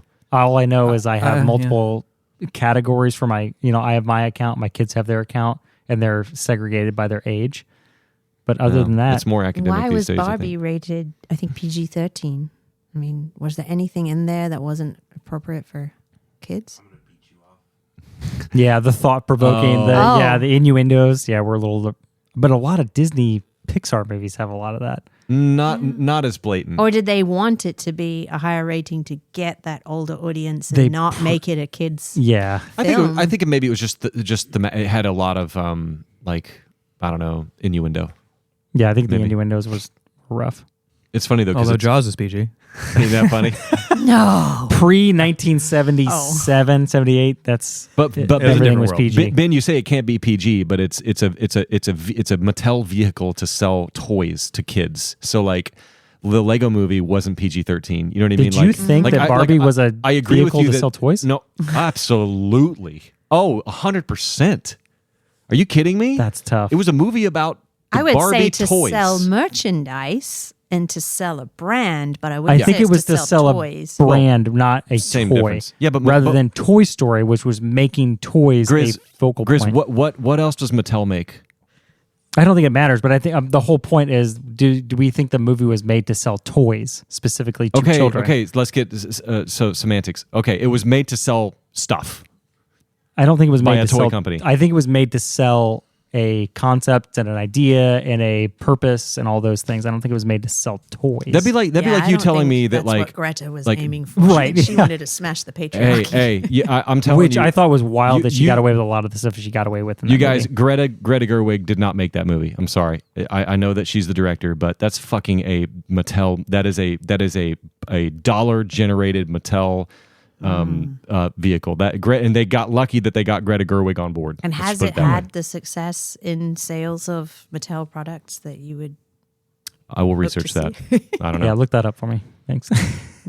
I just haven't seen any of these old Barbies on sale or anything. I would have expected to see, gosh, what's the A whole character? aisle Not Ken. set, yeah. What's the other boy? No one's buying the old Oh, stuff. They're yeah, buying- Alan. I expected to see Alan dolls everywhere. Doesn't Yeah. every like Gen Z want their own Alan doll on the Yeah. shelf now? No, I haven't seen. I've them. seen one in person. My internship at the Children's Museum, there is the world's largest collection of Barbie, and I got to see it down there as an employee and in the archives below the museum. And it's just sitting on shelf. And you're like, who the fuck is that guy? And you're like, it's Alan. And they just pass it by, and you go to see the next thing about Barbie. Chris, when's your internship at the Children's Museum up? It ends in 3 months. Yeah. Nice. I'm pretty horrified and saddened that we aren't all in agreement that Barbie was just a money making ploy. Brian, I'm with you, man. Thank you for finally speaking. Did, up. did we like it? Huh? Did anyone like? Well, that's a whole different Barbie? conversation. Yeah, I just don't think I mean, it was enjoyable. It was funny. I don't know if I liked it as much as people are kind of hyping it up, but I liked certain scenes. I tried to go back and watch it the other day because I felt like something light. And as I started to watch, I thought, I don't want the storyline. I just want the scene the funny bits. where they're Yeah. like going into battle. I want to see that scene. I want to see the rollerblading scene. And there's just a couple of other great bits in there, and then that's it. Yeah, there's a Genevieve- thing called TikTok. Yeah, Just yeah, get on there and you'll I- see I've clips heard from the of that. best snippets of This movies. is the last thing I'll say about that movie. When I watch that movie, I just want to pause the movie and look at the director and be like, okay, I get it. I get what you're trying to say. Now fucking get on with the movie. And Yeah. it just keeps hitting you over the head. I'm like, oh my God, really? Okay, I guess I'm just stupid. So Yeah, I mostly Last just thing. watch Steven Seagal movies, so I haven't seen it. Okay, how about one thing I wanted to bring up to this movie, and this really actually raised the score for me, and I thought this was really maybe kind of a underrated aspect of how this movie was made. I thought the pacing of this movie was really, really good. I thought just the way it built and moved, it just felt really natural, almost kind of like a piece of music, right? Should build and kind of go in different sort of phases, and it just, I don't know, it just kind of felt artful to me the way. And Gris, you mentioned earlier something about how you thought they kind of held some of these scenes too long and hung on some stuff too long, and I maybe agree with that a little bit in a couple of cases, but I think generally speaking, I really appreciated how the film was paced, and I thought it was very nicely done. Yeah, I think the movie was, it's tough. I think I loved how long they drew out scenes, and I loved how we're watching the scene now where she's diagnosed with cancer, and he leans in and hugs her. And one of the greatest like behind the scenes things I've learned is you have Bradley Cooper that's directing this movie. So as he's hugging her, I guess he motioned to the cinematographer to push in on the actual scene as they're having this emotional, strong moment. And I think that's insane that he has that fortitude to think while he's acting in this scene. But I don't know. A lot of these scenes were just super like slow, I'll just say pan because Ben can't say anything right now. But every movement is just a pan for me. So as they pan in or out or left or right or up or down, they just did it way too much. I think they could have cut that in half and had more power behind some of those scenes, a more meaning, more purpose. But that's just me. I just can't believe this is the same guy who is the brother-in-law in Wedding Crashers. I know, crazy. Wow. I want to talk about the back-to-back scene. Which to me is an iconic, like this is a scene or a picture, a moment that we will come back to and we'll know what that movie was. I really loved it. I felt that they could have done it maybe a third time in the middle, just to show the progression. And the second time they do it right at the end when they're older, it's not as meaningful as the first time. And I think I love that scene as well because that's the clip when you watch the little preview on Netflix. So you know that the scene is kind of integral. I love when they do that because it makes you reflect on the journey that you've just gone on, and you feel like so much has happened since the first time you saw them do that, and it just kind of has this self sort of boosting effect of the movie. Like you're already remembering the movie while you're still watching it. I think it's interesting. I think it because he tells her at the end of the movie, "Hey, give me all your weight. I will hold the rest of it." And I think it's an interesting thing on marriage where you have the 50-50 idea or concept. And I think it's I think it's wildly old school, but I think it's the 50-50 where I will give 20%, you give 80%. You let off 80% or I'll give 80% to make up for the other bit. And I think that's the perfect kind of analogy. I think that's what they're trying to say. Yeah, it's a very unusual way to sit. I've never sat back to back with Does someone. it work? I think so. I would think the spines would dig into each other. At summer camp, we used to do a thing where you'd have to sit back to back and like stand up together. You remember doing that? We had to like do that at like youth group. Have you ever done that? I have not. Does anybody? Had that. Let's go back 10 seconds to go and live in that time. Anyway, I thought it was really nice and one of those scenes that for me could have been drawn out a little bit longer. That was kind of rushed for me. Yeah, I think in general the pacing is, as you say, quite slow. There's some long pauses in there, but that scene, those two scenes, could have been a little bit longer. Yeah, I think one of the things about pacing was the makeup. They didn't really just say like, "Oh, this is 1965, this is 1975, this is 1985." They kind of slowly pushed through the makeup and the design of the actual prosthetics of Bradley Cooper and Mulligan. I think it's interesting that they kind of just used that and then just slowly pushed it throughout the movie. I don't think there was anything else that told you about the time frame other than set dressing and apparel. There was one time I felt confused about the time, and that's when they skipped to Thanksgiving, and it turned out to only be the next day after she leaves the slippers and the pajamas outside the room. And I felt like they jumped 5 years, 10 years. It felt like a different time. I don't know what it was about the change in scene. And I felt it the first time I watched it and the second time I was confused. Like, where are we now? Maybe just the atmosphere had changed. Maybe that was like supposed to symbolize her change in how she felt about him as she walked out of the performance the night before. But that's when I felt confused. Not confused like I did when I watched Oppenheimer. That was a hard back and forth. Very hard to tell where you are, and I would have appreciated some dates. Yeah, that doesn't sound like a Christopher Nolan movie, guys. Come on. All right, Genevieve, as a segment that I don't bring up very often, the what the fuck is Gris watching? The dressing, the outfits, the time period, the things that they styled. Watches played a massive amount of things in this film, and I watch a lot of those things. So set dressing, props, I love watching those. So as you kind of watch him progress, as he gets older, weirdly, Bernstein himself wore a lot of Seiko watches, like vintage Seikos. And I don't know why they chose this, but he wore Timexes and everything, like vintage Timexes in this movie. So I don't know if they just failed to find vintage Seikos for some reason. But that helped me see a weird time frame of like, oh, this is the 60s, this is the 50s, 60s, 70s, whatever. And it was one of those things where I noticed that quickly. And his hands are in every scene because he's smoking a fucking cigarette. So like it was something that I noticed very obvious throughout the entire film. So just to be clear, is anyone taking Bradley Cooper's performance over Carey Mulligan? I don't know that we need to pick one or the other. I thought they were both great together, both great apart. If I had to choose one, I'd choose Bradley Cooper. Only reason because Carey Mulligan had that the radios from the 1920s voice, kind of like I just watched The Great Gatsby, and I feel like that's how she sounds. I know, but like I love that movie. I know, but like in both of those movies, but that was far heavier in the hand. So much like that 1920s radio voice. I watched the interview. It's the I don't remember the name of the interview. Person to person interview that they do in their home. I watched it side by side with the real one because I wanted to see is she, because there's been a lot of complaint that she's actually Latina and they should have cast a Latina in her role. She's Costa Rican. She's half Costa Rican. Oh, and she sounds exactly like Carey Mulligan. Oh, yeah. Well, I thought she did an unbelievable job. Carey Mulligan. Yeah. I think she did better than Bradley Cooper because his felt more nasally and a little bit more forced, and you can kind of tell in his performance. But hers was cigarettes. Yeah, I'm entranced with Bradley Cooper. Just 2 notches more than Carey Mulligan, but they're both very good. I'd put Carey a notch above. I don't know. I really thought she was just awesome in this movie, and Bradley Cooper obviously very good too. But I thought she gave the better performance if I had to pick one.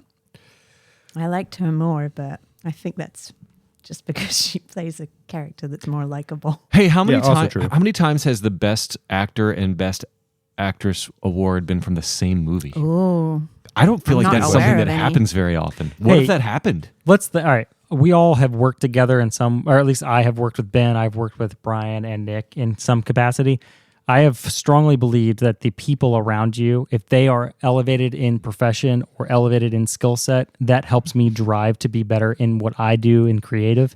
And I think that is outrageously a great point. Like that is an unbelievable point when it comes to creative. I've been on set many of times, obviously not in this capacity of a film, but being there and it's infectious to be around creative people and people that have drive and passion and all those things. And that pushes you to be greater. Sure. Well, that's true of all the nominees for Best Actor, Actress, and the supporting roles. There's nobody there who I would say outshone their co-star so much. Or Interesting. A lot of synergy as I'm looking happening. through that list, they're all, among friends who were great. Good point. So one really notable moment in this movie, and that I thought was it's just interesting they went there, was, remember, you guys of course remember the fight, right? Sort of the big epic fight. Thanksgiving Day parade the fight. Thanksgiving Day parade fight. Great scene. And the way that Snoopy float just drifts by the window. Yeah, I thought it that was was perfect. That was awesome. It brought the shadow. I thought it was awesome too. I loved it. That was for me the representation of the inner and outer conflict. Yeah. Well, it brought the outer darkness right to the room Cool. too, like the There was physical so darkness. much- yeah. So There was like good. 5 reasons to like that. Yeah, So but many just reasons. a really interesting I didn't love the choice. fight scene though. I didn't follow her argument, and maybe that just happens in a fight. I didn't follow like what I was asking myself in that scene is she telling him to be his authentic self, which means don't be a family man, or is she telling him to be a family man and quit this life of philandering? I feel like she was bearing her soul just authentically, and he needed to be more validating of that. Maybe. Sure. I saw both sides. I was like, one person would talk and I'd be on their side, and then the other person would talk and I'd be on their side, and then they'd be overlapping dialogue, and I'd be like, what? Well, you have Bradley Cooper having that speech at the end where he's having the interview that he's having, and he's like, after she passed, I'm having trouble finding who I should be. And I think it's because he lost her as a guiding point to go, all right, should I be this family man, or should I be this public figure that should be this substantial, orchestra style? Like, should I be this leader in this industry, or You're should saying that he was the Snoopy floating by the window. Yeah. She was the float. Yeah, she's the guidance, the ropes that are holding him down. She's like, the sandbag. Nice. She's Yeah. the ball and chain. Yeah, exactly. Yeah. So I want to touch on something that Brian, I think you brought up earlier, and that's something that I felt was missing from this movie. Definitely brought it down for me. Was this kind of a missed opportunity to explain, maestroing or conducting? I guess that's what that would be called. There was a little bit of that at the very end of the movie when we kind of saw him with that younger guy, kind of giving him some mentorship. I love that scene. That was a really good scene. There was a lot of technical craft. That was a really good scene. scene, and I could have used a lot more of that. And I just wanted it's such an kind of an interesting just ability to have. Like, how many people are maestros or conductors and like know how to do it? That would have just like been fascinating to just dive into a little bit. Just some of the technical qualities that make that kind of what that is. So yeah, I thought that was missed for sure. I feel like that keeps happening. Tar. I was really disappointed by Tar, and I wanted that to go into more of the composing aspect, and it went there some, but it didn't. And then Maestro, and I don't know, maybe I'm just prescribed criteria here. Maybe I'm a hypocrite. I don't know, but I think that would have appealed more to the audience, and then we may not have been able to talk about this film. Yeah, no, that's a great point. Yeah, it probably would have. Yeah, Good just point. making that what he does relatable, right? Like kind of starting to understand it. That would have gone. I agree. That would have. Well, it was really way. cool watching this with subtitles the second time, and the reason I said that earlier was because almost every piece of music in this movie was composed by Leonard Bernstein. I had no idea the first time I watched the movie. I was like, oh, Yeah, that was yeah. a great soundtrack. And there was a couple classical pieces that he composed, but the rest of the soundtrack was somebody did a soundtrack. But it's like, no, these were all Leonard Bernstein pieces that they were put to this movie, and they were all absolutely amazing. And I was like, holy crap, I never would have known that. I shouldn't have to watch subtitles to know that to a certain extent. Sure. That should be somehow conveyed to me through the storytelling. I don't know. Yeah, I assumed it a little bit. I don't know anything about Bernstein. I don't know anything about before watching this film and then researching it after. But I think that was the most beautiful part. Was like it felt part of the movie. It felt part of the script, and then watching it with subtitles, I saw that then, and then you kind of get the idea. So. It must be weird to act like you're dying. I know. I was just thinking that watching That Corey. One of the Corey hardest Mulligan. things ever. Yeah. Like, I just can't even like imagine trying to do that. Yeah, me neither. It just kind of blows my mind. Like, tell Auntie that I just love her. Acting And- frail and weak. It just goes against my whole. Yeah, it's just weird. It's just, I don't know. It was just weird. When I was like, and Something that a lot of people haven't probably witnessed or right, that's seen also true. firsthand, Well, and you I- only kind of get one shot at it, right? I mean, I feel like Well, and then death True scene. shots, Just talking about a death scene, like how do you die? Like Look at how much the- research goes into that? Like I don't know. Sean Bean has died 30 gosh. times And on in this screen. scene, it's very drawn out. It's uncomfortably long. The scene where she is dying. I mean, it's probably seconds, but it feels like minutes.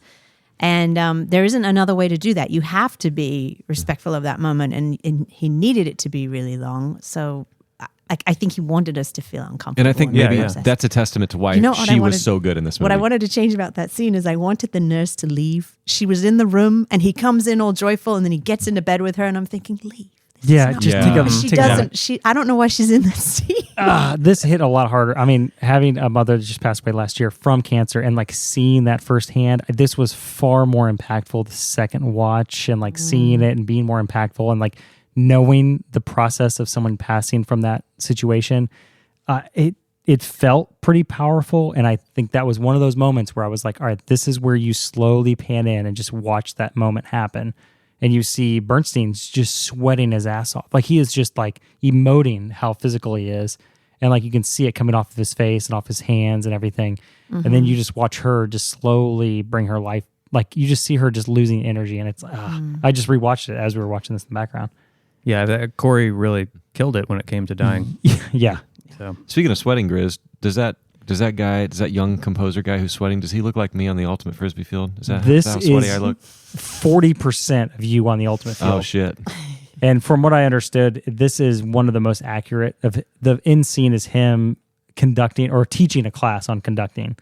And this is, I guess, one of the best examples of him as a personality. And from what I've read and like seen, like this was a great example of his personality. He came in, he physically touched and worked with the students and like worked. It was very interesting. I think this ending and choosing to end and that piece where we're representing somebody who's a member of the queer community. I think this is really important because it would have been easy to end the love story where he came back to his wife and he chose to be straight, and that isn't necessarily He picked, yeah. exactly, and to comment. And I thought this was brave. This was really brave. And when he's a brave directing decision, when they're dancing together on the floor, and you've got Bradley Cooper. I mean, at this point, Leonard Bernstein's looking his worst. He's looking old and he's sweaty, and he's got this young man that he's dancing with, and they don't look like a good couple.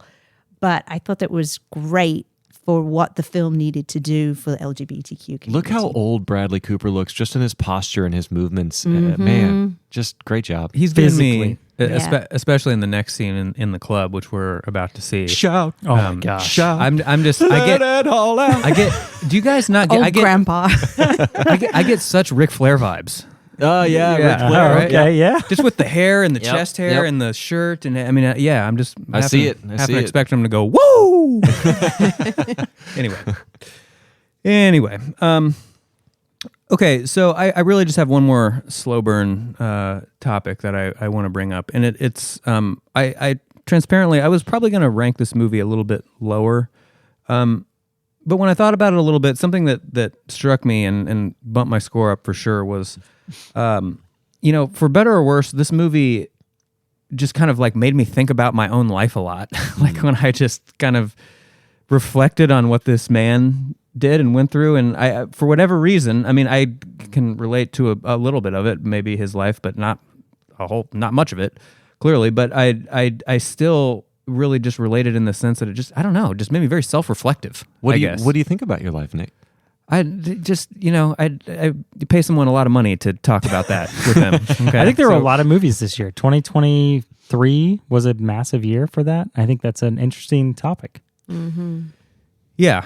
So, anyways, I thought any movie that can make me self-reflect is doing something right. Since this is sort of our Oscar extravaganza, I know we haven't all done all of our homework to see all of the Oscar Best Picture. I think Genevieve's probably seen the most.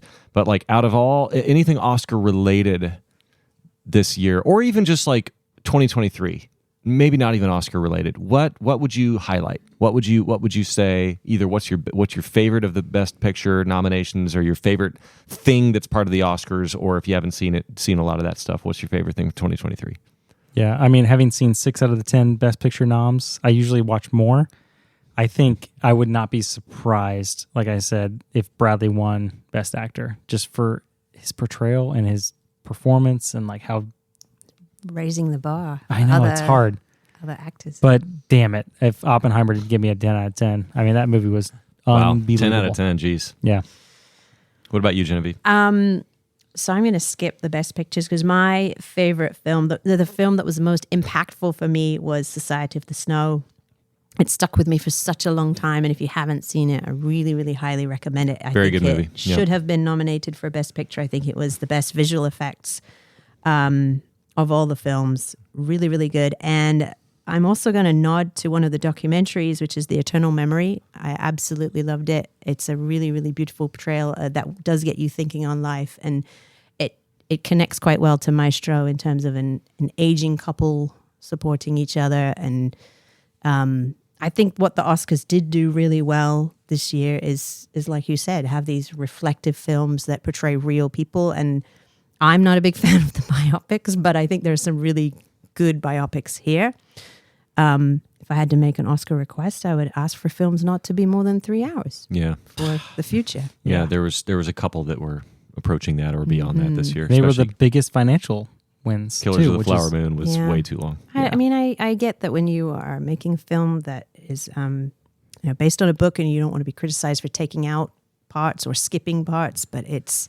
Just make a director's cut and release we that. can, we can have 2 films. Nick, what about you? I mean, guys, I really like Beekeeper with Jason Statham. I thought, Go see it in IMAX. yeah, Did you see that? I thought it was really, hell yeah, I saw it. It was awesome. Yeah, I thought it was great. Yeah, guys, you know what? I'm just going to be completely honest here. I've seen none of the Best Picture nominees except for this. Wow. And that's why I'm on this podcast for a fresh perspective. Heck yeah.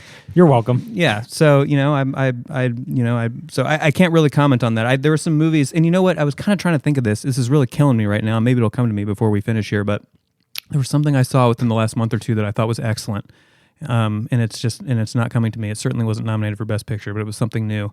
And if it comes to me, I will say Does it Leave the World Behind? It was not Leave the World Behind, but Did I'm it impressed. star Steven Seagal? Yeah, it might have. Okay. I'm impressed you could remember the name of that movie though, because I can't for the life of me. Leave the World Behind. Right. Yeah. So, anyways, I'm a bad. This is not a great question for me, but in what movie? I can't remember anything, Ben. I can't remember what I had It for was so breakfast. good. No, I just remember really liking something recently. And if you give me a minute or two to marinate on it, maybe I'll come up with it. Well, you can marinate on it while I rank the 10 Best Picture films this year. My favorite to least favorite. Number 1, Past Lives. Number 2, The Holdovers. Number 3, Anatomy of a Fall. Number 4, American Fiction. Number 5, Poor Things. Number 6, Maestro. Number 7, Oppenheimer. Number 8, Killers of the Flower Moon. Number 9, The Zone of Interest. Number 10, Barbie. I got to watch That a lot was of these close movies. to my. I didn't know Past Lives was your top. Yep. Oppenheimer at 7? Yeah. That's Yeah. Oh, it was wild. 10 for me. And Yeah. 10 bottom. Going Yeah. into The Zone of Interest, I thought I would have said that's going to be my favorite, and then I watched it and I was fucking so bored. That's but it was very very slow. profound. But it was very profound in one specific way that no movie has ever done before. So, Do you want to share what that one way well, is? just I've never thought of the whole Auschwitz Holocaust thing so just like mechanically, just like it just really made you think about the Jews being just a product, you know, like I don't know, just like a thing that had to happen. They had to get through this, and they had to meet their quota and keep ramping up, you know, their production. I guess it's like a factory floor kind of deal, and it almost makes you realize that it's just I don't know. I'm clearly struggling with words here to describe it. I'm still chewing on it because I recently watched it, but I just I mean, it was harrowing is the word. I guess. I gotta watch these last 4 films to catch it. I know I got to.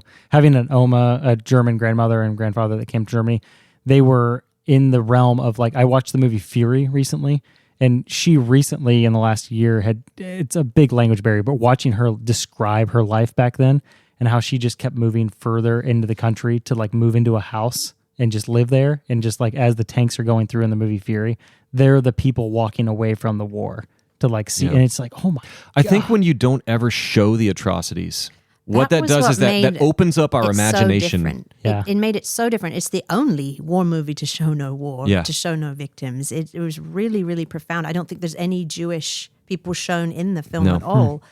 It's In a the really different way of looking at it. Your imagination's so powerful, and that movie really Sound. evokes it with the sound. And it really, what it does is it kind of mimics how the Jews were really treated. They were stifled and just like completely, almost like swept under the rug and just obviously destroyed and wiped off the face of the earth. Kind of, it was what the goal was there. And that movie showed what it would have been like to think about it that way. If you could put yourself in the mindset of the Germans, that movie put you in that mindset, and it was weird. It was just a strange, weird. Yeah. And so for it to be my 9th of 10 best movies, it's weird that I'm talking about it so favorably, but that was really the only thing I liked about it. Nick, did you think about that kind of year, though. Yeah, there was a lot of good movies. There was only one bad movie. Yeah, I kind of like Dungeons and Dragons. I thought was pretty good. Love Dungeons and Dragons. No, I'm serious. Yeah, Loved it. From 2023 movies, I thought it was pretty damn good. That was not the movie I was trying to think of, but that is one I thought of from last year that I would say I wish I got a little more credit, maybe. Yeah. I agree, 100%. All right. Well, this has been Critical Mess, and we had a lot of fun tonight talking about Maestro, and we just, if you made it this far, as we always say, I mean, bless you. You're just an amazing person. You're a saint. You're a scholar, and we just can't believe it that you're still listening, and we love you very much. Thank you to our only listener, Genevieve. Guys, welcome. Guys, we had a guest tonight. We did. You I know, remember and when this was just a twinkle in our eyes? I do. Like one day we might have a guest. I know. One day we'll have a 4th microphone. We have sponsors. We have guests. Like, who are we? What have we become? This has been amazing. I know it truly is. And you know what? We're gonna do another episode. Oh yeah. It's gonna happen. And we're gonna talk about a movie that's called National Treasure. And I hear there's someone named Nicolas Cage in it. I don't know a lot about him. I hear he's good though. Is that right? Is he I good? mean, he's the one and only. Has he been in anything else? Top 2 actor of all time. I think he was in Raising Arizona, but it's Has just he that. won an Oscar? It's just that and National Treasure. Okay. Leaving Las Vegas, I think he won. Maybe? No, maybe not. I don't know. I think so. Got it. Anyway, we're finally going to talk about the one and only Nick Nicolas Cage. Cage. Nick Cage, yes, and we were hyped. We were hyped to do that. So, anyways, thank you everybody for listening. Thank you to our guest Genevieve. We had a lot of fun. And we really appreciate. Appreciate. You know what? Thank you to our sponsor, Old Elk. Sorry. You I'm are sorry. really what carries us through the podcast. And Carey Mulligan. Corey Mulligan, And Carey Mulligan. knocked it out of the park. When you put those two together, it just equals Critical Mess. So, thank you all for listening, and we'll see you next time. See ya. Later.